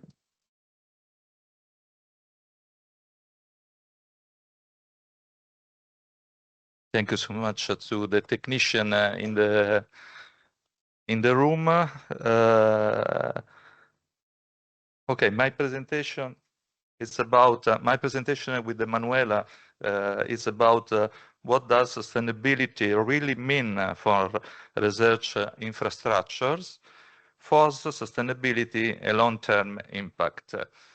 The very question of all the infrastructures. So it's very challenging to identify what kind of tools, or what kind of resources, what kind of instrument that we can use for the sustainability of our infrastructure FOSS. The presentation is about this kind of objectives. The main, the main financial challenges facing RI and FOSSR, by multi-level strategy for ensuring sustainability, identify current and future funding sources. We have tried to identify also for the future, for the next years, some tools really interesting for the sustainability, innovative mechanisms for financial support impact of research infrastructure. Andiamo se va. Okay. The main financial challenges. We have these four topics for the old infrastructure. The dependence on temporary funding sources. This is the main problem for all the infrastructure. This temporary is very difficult to transform in a steady tool for sustainability. At the end of the project, we have rising costs of operational and also updates because technological investment doesn't stop at the end of the project, but continue also for the next years. Need for investment in technological innovation, data centers, but also softwares, and also people, because the fourth, limited human resources for development and management are very critical because we can have very innovative technology, but without people, we can't do anything. So I think that at the end, the fourth factor is the most critical because the resources can be found more or less in the market, I can say. This is our first strategy for sustainability. The first point is diversification of funding sources, above all public, but also private, national, international, regional. There are many calls that are come out in this month.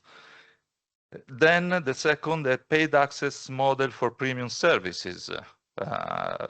We think that we are in the open science, so open access, but we can also ask some payment for the higher level of functionalities. Public-private partnerships with collaboration with companies and institutions. We are also a group of experts, so we can train and also using these people for consulting researchers or other people that are interested in our services. And then for the next years, probably after 4 or 5 years, when we have created a community of researchers very large, we can also think to start a crowdfunding with users to support our activities. And then also involve a partner with membership fees and like Odyssey, because it's our main benchmark for our goal. And this is our now strategy for sustainability. You know that the current funding is 100% NRRP, so completely public. And so what is the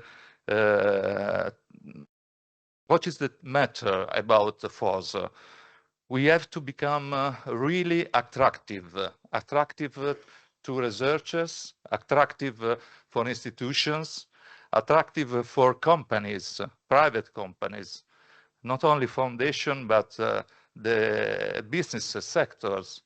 You know that we have ESG strategy for the companies. The S is the letter of social, so we can really enter in this domain also for the private company. To be attractive, we identify this kind of feasibility attractors. As a scale of the research, I read only the first column because it's a very detailed. Innovation for the transfer to industry, social inclusion also in research, people that have special needs, it's important also for our infrastructure. Competitiveness, digital services that following rules look at the digital nature of the infrastructure, innovation of the processes, the aspect of environmental impact, education and training, and the capacity building, a service that we can also offer to our country, for example, other countries, how to build an infrastructure like FOSSR. There is a call, maybe, I don't know if there is Daniela here, that is really about capacity building for a Balkan country, for its infrastructure. For the future, about sustainability, we identified these four aspects. Investors interested really in social value creation. We think that not only the institutions, but also the companies are interested in these aspects. Social impact bonds in USA, for example, they connect the investment with the level of the outcome, the quality of the outcome. So if you achieve that level of the outcome, the investment could be covered by public, not only private. Collaborations with tech companies, not only the big ones, Google, Microsoft, Oracle, Amazon, but also Italian flag tech company to collaborate, make the partnership. And bilateral international projects, collaboration with partner countries, of course. The other tool for revenues is a paid access model. So we can offer the free services, of course, but in case of advanced functionalities, we can also establish a fee, a particular fee, to recognize our effort for these particular services. And then the subscriptions of institutions, universities, government, and so on. And more with the FOSS public-private partnership, collaborations with companies for dataset development, co-funding for applied research projects, shared operational costs, for example, for some part of the data centers can be put in common for specific computing for the company, for example, and to share the cost of this data center. Ancora, and so also revenue generation through training consulting, research project consulting, data analysis training, development of customized solutions, can be other revenues for the infrastructures. The percentage not really high, but how we say, altogether can cover the amount of the cost of the infrastructure. And after we think 3-4 years of functioning of FOSSR, can be also put in place the crowdfunding with the researchers, supporting our infrastructure with donations or membership program for supporters. So this is very in the future, not really for this year. This is the bar for the implementation of the activities for sustainability. The phase 1 is more about a list of opportunity assessment and planning, until the phase 4, building resilience after 3-4 years. So the time is very long. We know that infrastructure can last also 10 years to become completely independent for the resources. So it's very high time to become autonomous. Which are the next steps about FOSSR sustainability?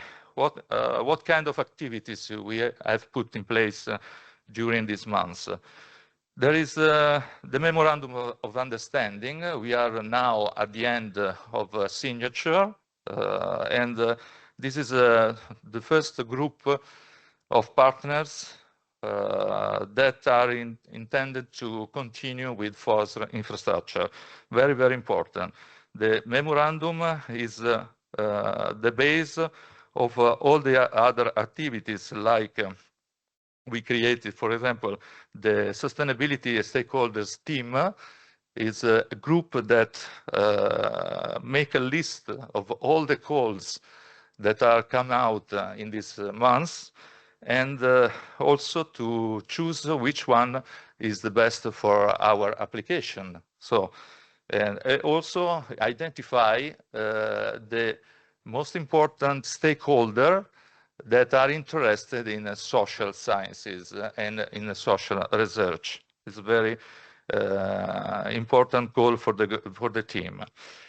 And then with the other infrastructure manager, we are organizing what we call a pitch event. That means 6 tables, working table of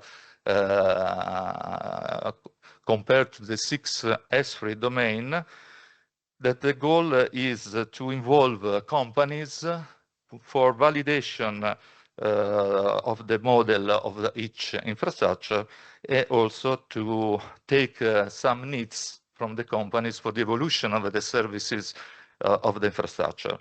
And then to participate any conferences in the world.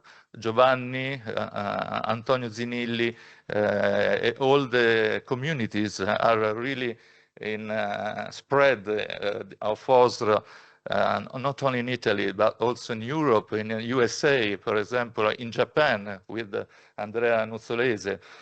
And the feedback is always very surprising on one hand, interesting on the other hand. And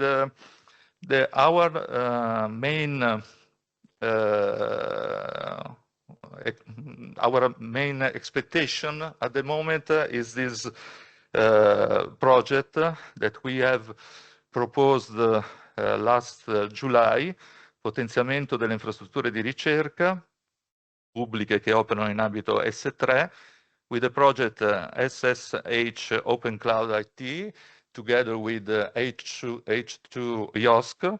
And I think that in a few days we have to know the result of this presentation. And also we are aware about to be registered in qualified supplier register, in particular with the panels IOPP, ORP, and also PULPO.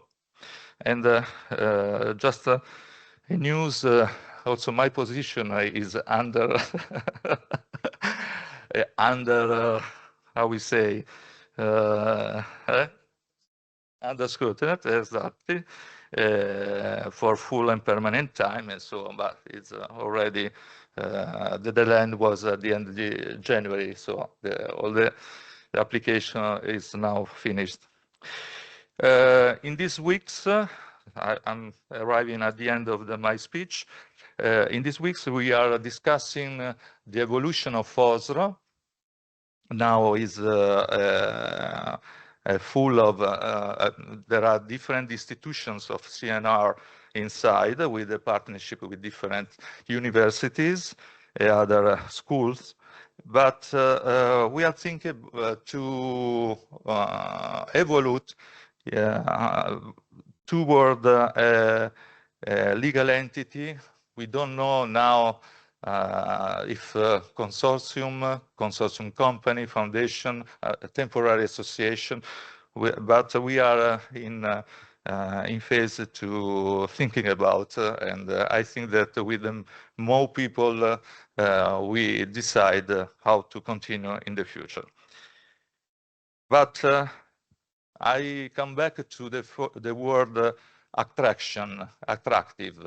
I think that this is really the main word that we have to thinking about for the research infrastructure.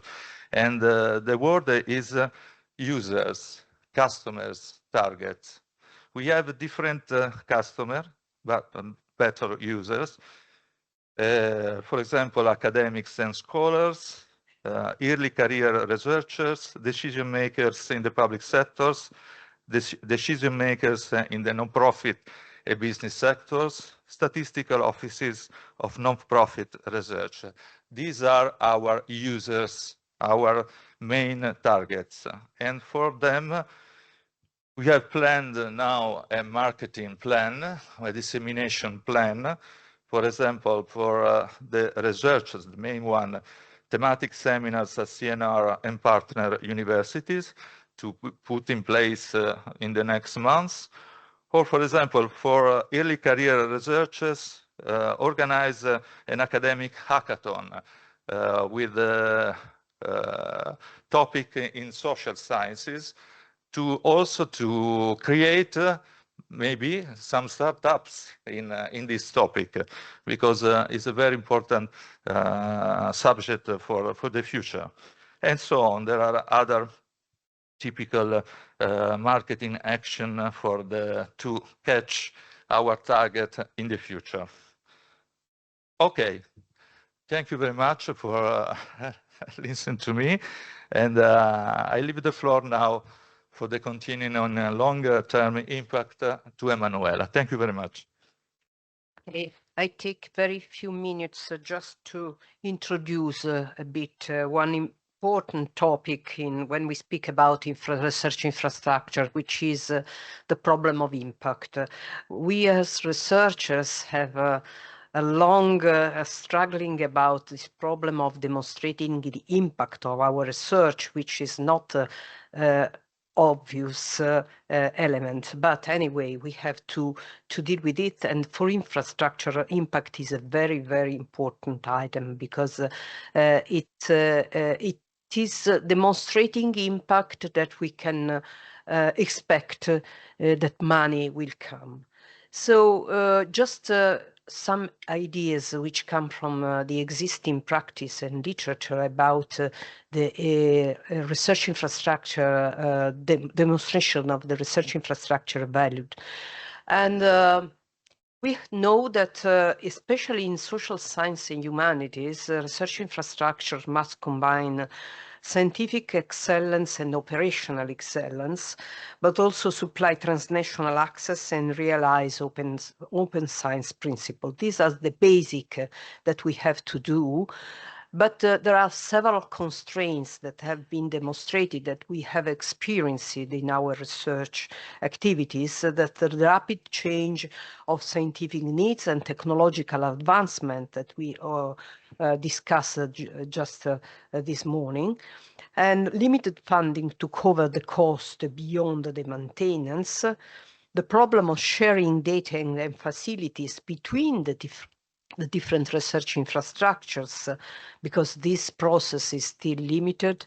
And then we have also the S3 EU roadmap, which presents some objectives, and we cannot escape these objectives as an infrastructures and priorities, but these priorities not always are aligned with the national ones. So we also have to deal, when speaking about impact, about new elements that are useful to demonstrate the research infrastructure values. And this means being enabled for linking scholars with society. So the question to the research infrastructure is also to build arenas for participation and exchange, not only between academics, but also with society at all. And supply resources, including transformations in research and in society. Thus, the question is, and the demand to us is to be in a transformative actors of society. It's not an easy task, this one. Is something which is really difficult to deal with and could remain an afterthought in our normal research activities, because it needs a dedicated efforts. And also connecting the global needs with the local one is another element that can create distortions and even problems and constraints, as well as exploiting complementarities within the different research infrastructures. Let's think about our 5 research infrastructure, European research infrastructures that we are to some extent try to integrate using the mean of empowering the national nodes.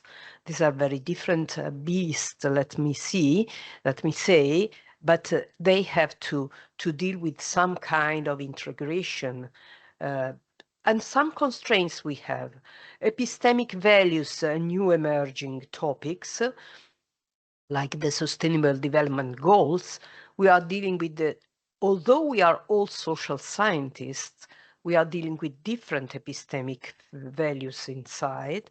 We have also the growing use of mixed method approach, the problem of the open science national roadmaps, which can be something to deal with, and be aware of some arguments which are the technology sovereignty argument and the problem of inclusion and equity. All these elements are then elements that enter in the description and the construction of our impact value. And so the problem will be in the future also to think in the next future, meaning tomorrow, to speak about indicators on how to demonstrate the value of research infrastructure, our research infrastructure, which is FOSSR in this specific discourse, how is the capability we can have to demonstrate its value for science. And which means that we must have not only number of users and access, although these are crucial and central for demonstrate impact, but also demonstrated transformative capability of the research infrastructure to science and to society, which is a very, very important element. So we need creativity toward impact.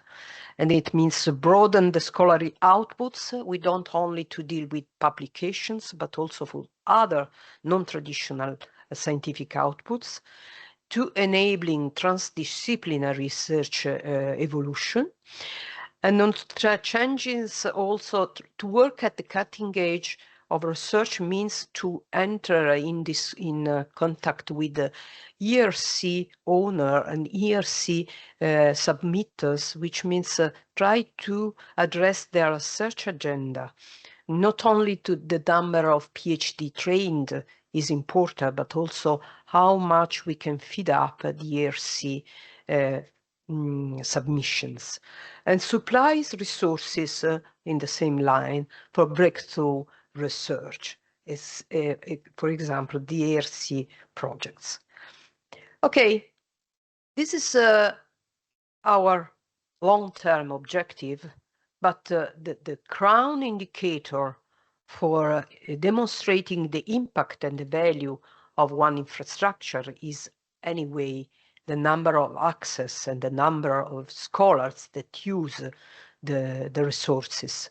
So the one important step in our thinking about sustainability is to have a precise thought about the access, and access to the infrastructure into an open science type of endeavor, which means that everybody in principle should be able to access and use data and resources.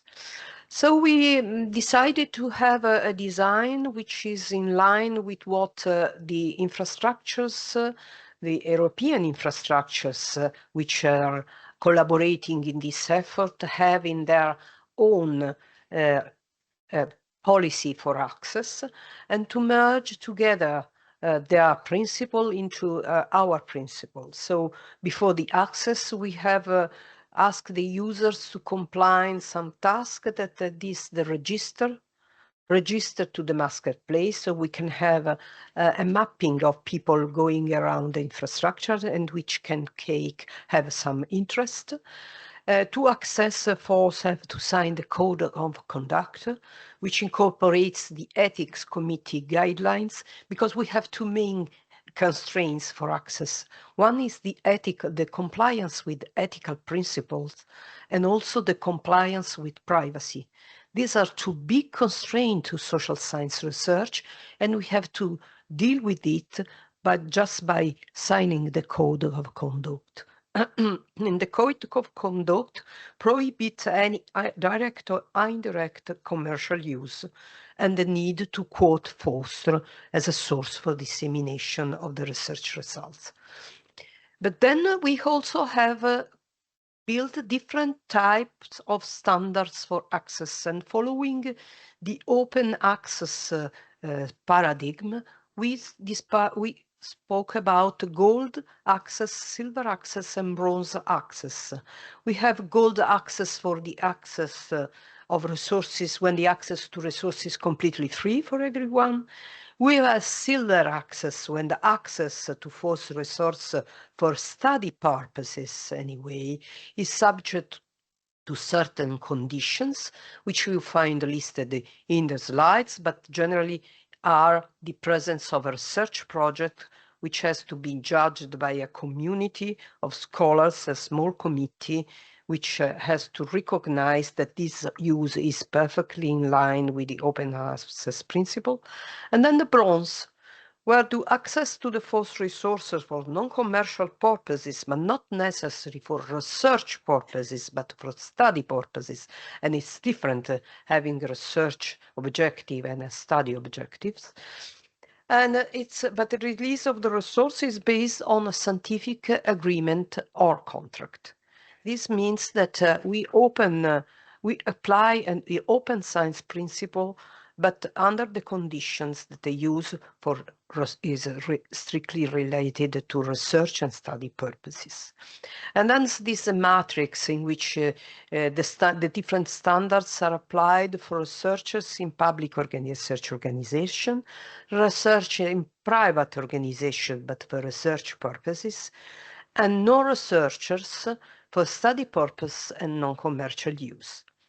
So you can see that the gold standards is applied for all the type of users, but silver and bronze standards are differentiated between the different type of users. And this is a slide, the last slides that just show you the operation management and monitoring of all the access. This access is supposed to present feasible rules for accessing without having too huge fulfillment to deal with for used resources.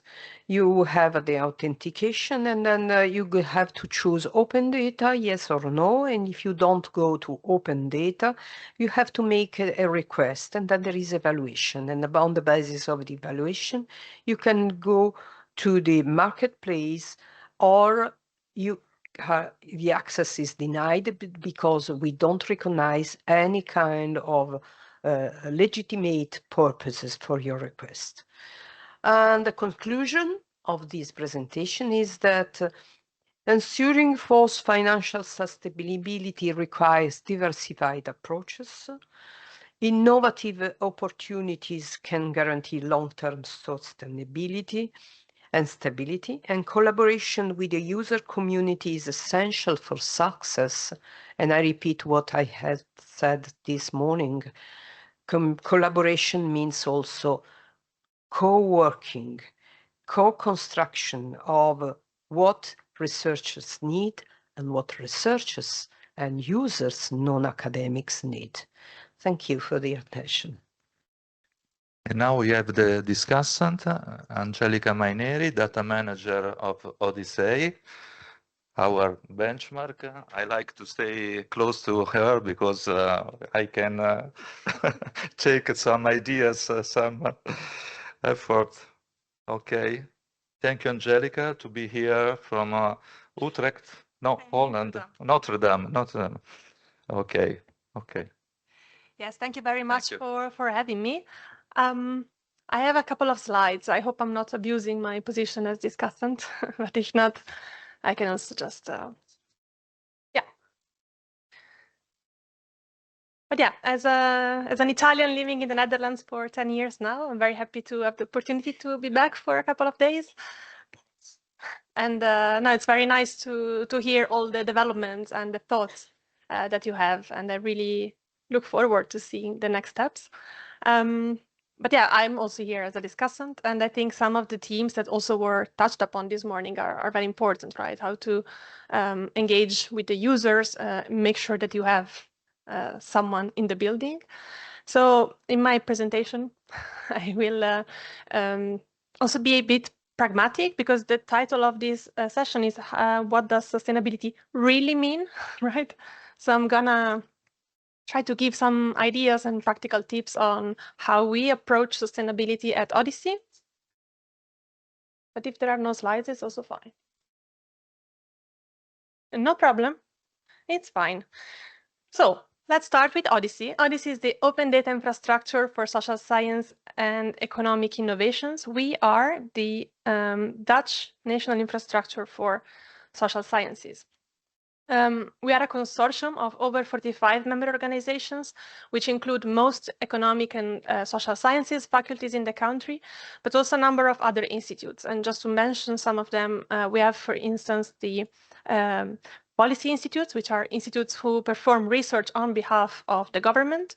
And we also have a number of infrastructure providers. I want to mention Statistics Netherlands, or CBS, Center Data, and the director is here, which is the institute running the LIS panel, which I know is one of, well, world-leading online-based probability-based panel. And SURF is the Dutch infrastructure provider for digital technologies for higher education.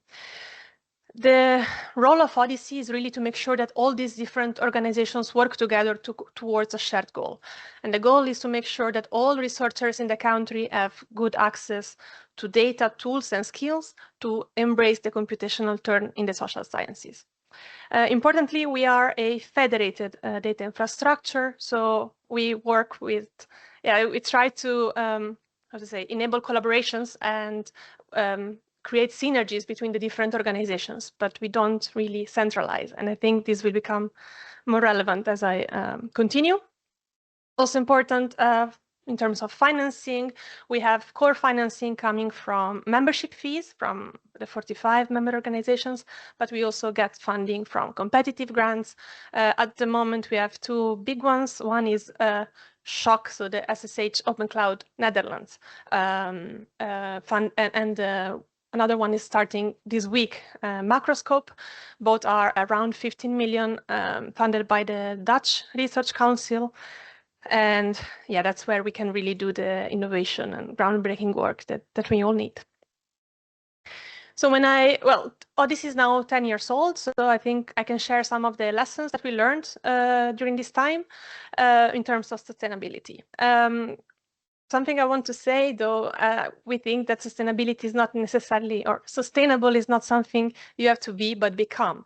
So you can have a very good plan on sustainability, but it is also something that you have to keep evaluating and, context change. So funding can fall apart, revenue sources may change. So it's always something that you have to keep working on.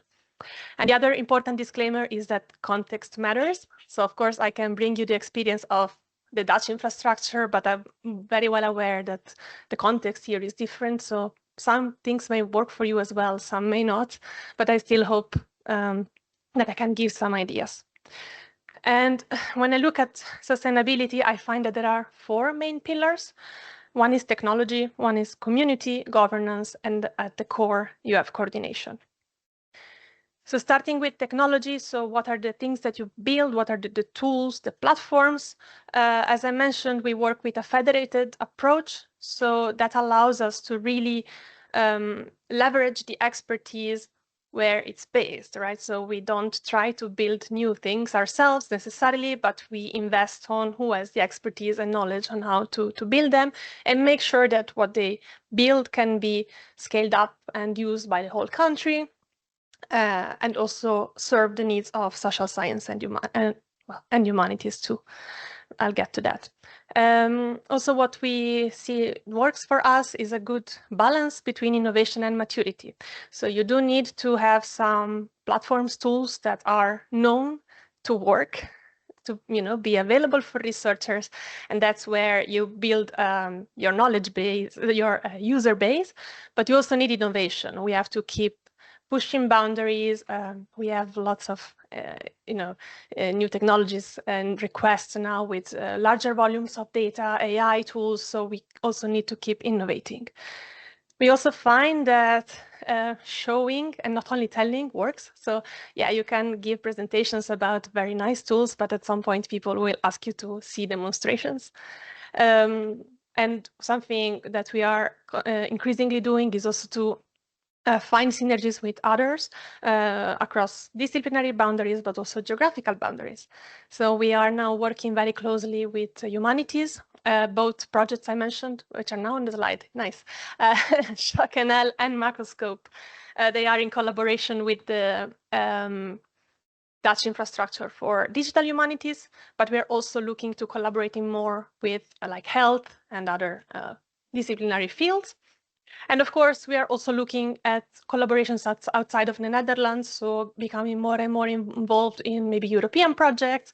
And it's also very nice, of course, to be able to connect with you. I don't see the slides anymore. They were here briefly. Doesn't like my slide. Okay, yes. Okay, the 4 pillars. I said, okay. All right. One example of technology that we built that we see it's attracting a lot of interest, so I just wanted to mention it here as well, is the Odyssey Secure Analytical Environment, or SANE. It is basically a closed environment that you can use to analyze sensitive data. The data provider can give access to an authorized researcher to analyze the data inside the environment. And the important feature is that the researcher cannot take the data out, but only some outputs which are checked by the data provider before they go out of the system. And this is really something that is helping us with all the data providers, also from governments and companies who say, yeah, we would be willing to share the data, but we can't, because we can't just provide the researcher with a data set. But this should solve this, right? Because then the data provider retains control of their data, but the researcher can have access, run their study, and output the results. The second pillar is community. Of course, here, community is a broad term, so it's both about the people who build the infrastructure, but also those who use it. Monitoring usage, for instance, it's something very important. We all have to do it. We have to report also back to the Dutch the Dutch Council, telling them how many people use our infrastructure. And that's not always easy to do. Even just tracking publications, it's difficult. You maybe hand out a grant and then you see a publication 5 years later, and maybe they remember to cite you, maybe not. So, this is just a very trivial example, but monitoring usage is not trivial. What we find works very well is to have some pilot projects to really test the infrastructure.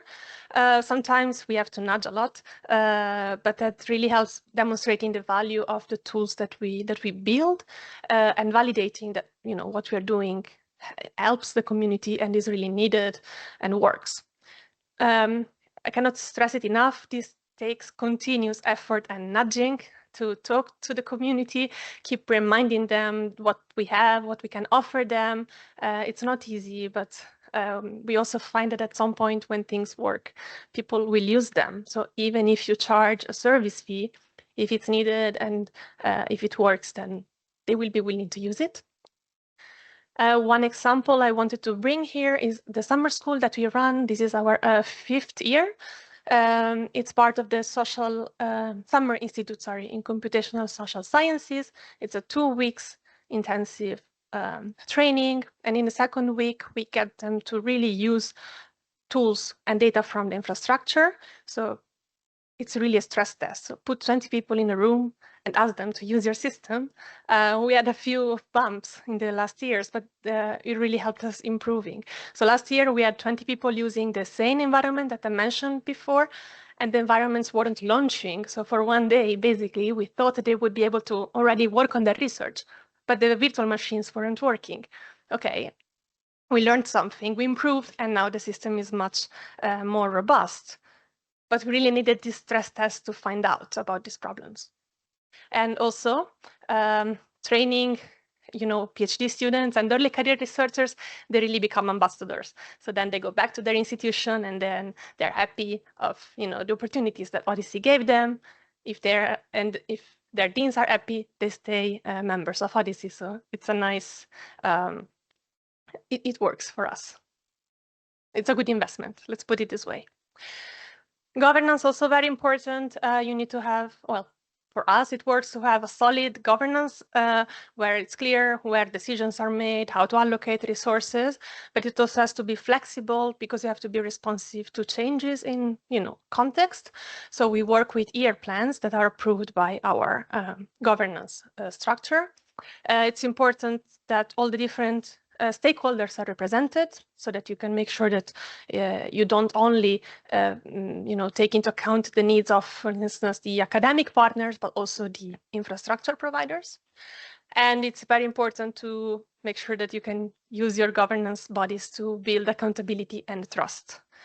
I don't want to go into our governance structure, but I just want to say that, as I mentioned, we work with yearly plans, and we also make them available so that the whole community can see basically what we are going to do over the next 12 months. And at the core, as I mentioned, is coordination. So you do need people to make sure that all these different things work together.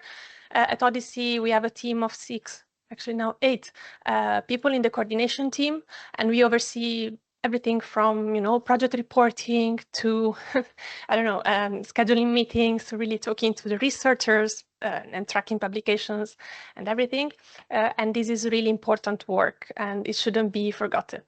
As also mentioned before, research infrastructures are extremely complex, and it also requires a specific skill set to be able to coordinate across.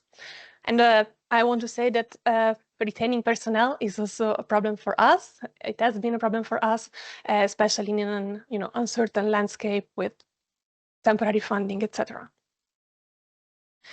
So, of course, I haven't forgotten about financial sustainability, but I think it's also a byproduct of all these 4 pillars, right?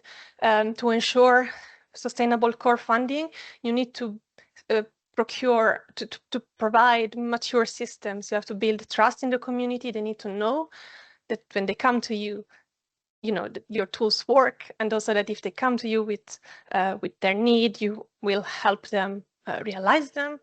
And this is very important.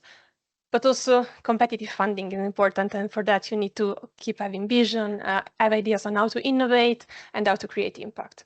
And again, good coordination makes it all possible. So given this, and given also the what was said this morning about the empty building, and also the assessing the gap between the investment and the demand, I had some questions for you as a discussant. Yeah, so I wanted to ask basically what are your validation mechanisms? So how do you plan to, yeah, it's related also to the second question. How do you ensure that what you build is what is needed, and what, but also how to assess if it works as intended? And it's really also about user engagement and testing and piloting. And also what are the procedures that you have in mind to ensure that you stay at the frontier of technological innovation, but also to enable answering substantive questions. Thank you. Okay, the first question is the validation of the service. At the moment, we have internal validation for the development of the service. Before Giovanni explained PLP or other services like ontogenia. And we have also a small group of people that use just to have feedback for the working of the service. And the next step is really put the test outside our infrastructure, because usually what you see internal is completely different what the external can see in the service, because there are other needs, are necessity of or other functionalities. So this is important. The very test is outside our environment. So it's true. It's true always for all the services. It's the same. I don't know, Emanuela. Well, yes, I can add. Thank you very much for your comments. First of all, they are very, very interesting, and I was astonished by the fact that the 2 out of 3 questions that you pose are very much in line with what was asked us by our scientific and technical advisor. And so it's interesting the fact that these are effectively at the core of our self-reflection on how is going on with this infrastructure. As to the validation, this is crucial, but generally, when we build a resource, data or whatever, we use not only our own knowledge, but a strong method of benchmarking other existing initiatives which are similar.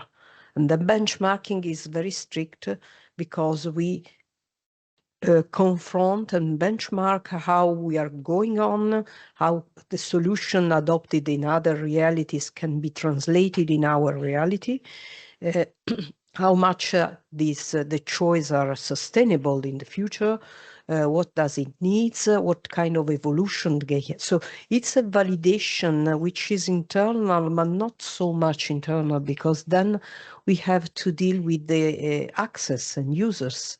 So the most important validator, what we are going to do, and we are realized, are the users.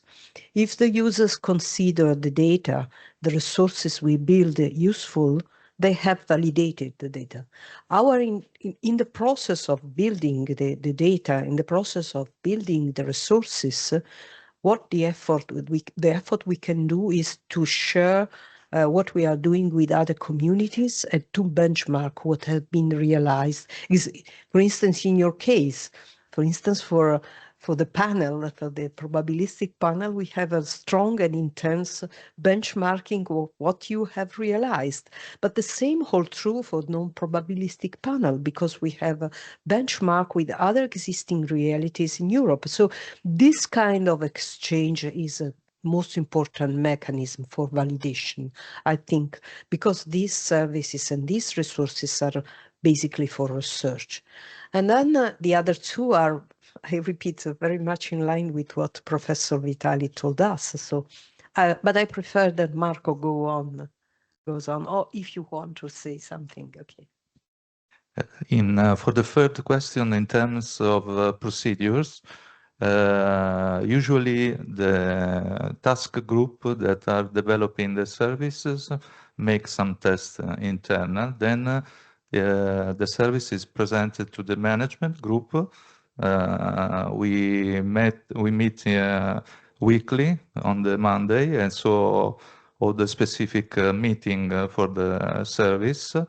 And then we propose the service to the other board, government, strategic. There is this kind of evolution of the validation of the service, yes, before come out in the outside. Another point is, do you know that what you have produced is effectively what researchers and scholars needs? Let's recall these morning questions. I want to go more precisely with some example instead of remaining in a general way. And the examples that we can do is about the ongoing surveys developed by the panel.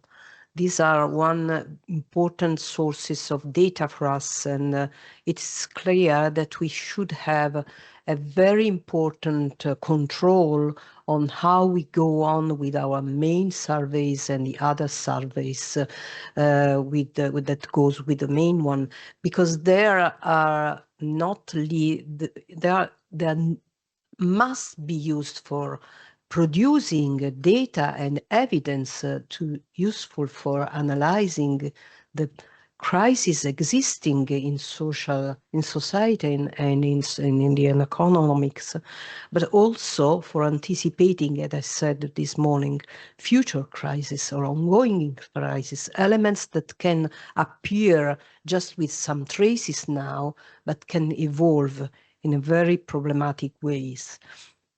So one important element for controlling and for updating every moment the relevance of what we are doing for the scholars is this example of surveys, but other examples can be made. For instance, Giovanni, just before the starting of this session, showed the potential of PLP for policy learning. And I am sure that when PLP start to be used in concrete policies, we'll face a lot of problems because policy making is a complex process with such an enormous elements that are not that are difficult to be included in a mechanism that will produce for sure some updating and bettering of the instruments itself. So it's a sort of, the problem is to start to have interactions with users, maintaining this monitoring, because I'm completely agree that monitoring and coordination is the most important element to maintain infrastructures. And this continuous monitoring and confrontation with users allow us to improve, increase, and maintaining, update the service we provided and the resources provided to the communities. Do you have any question, Giovanni? Very short. Yeah. Yes, I just would like to know whether, because your presentation was wonderful, very clear, but I couldn't see any KPI about what you have done so far. So how successful is Odyssey so far? What do you have? Okay, I do not want just magic numbers. I understand that it's much more, but anyway, just to give some insights about it. Yeah, I mean, I maybe need another presentation to give you more details. I think so far it's been successful. Like, we have built some tools, like we have, I don't know, a metadata portal. Well, we have SANE operational, the secure analysis environment.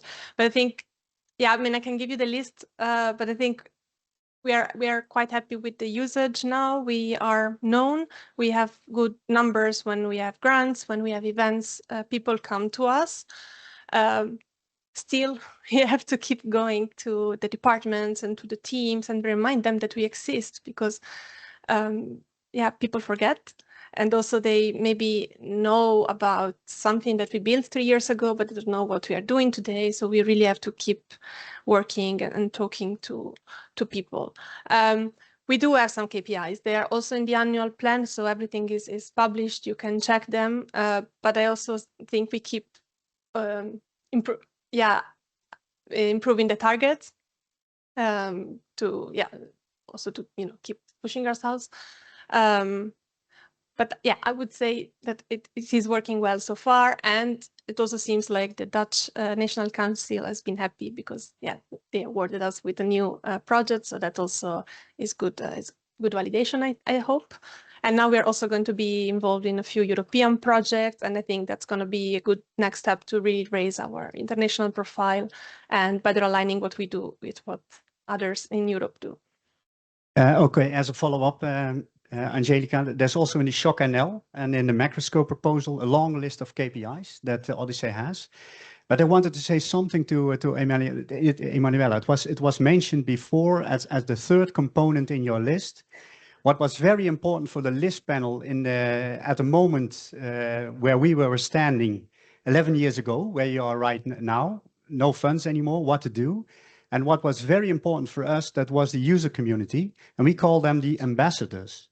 So these are the ambassadors for your infrastructure, and you should keep telling the story to everyone. You should telling about the impact and all kind of things. We have now more than 11,000 data users, and they tell the story for us. So we don't have to do it anymore for the funders. And in the end, so we were a bit lucky, we had quite a large sum of money to build a list panel.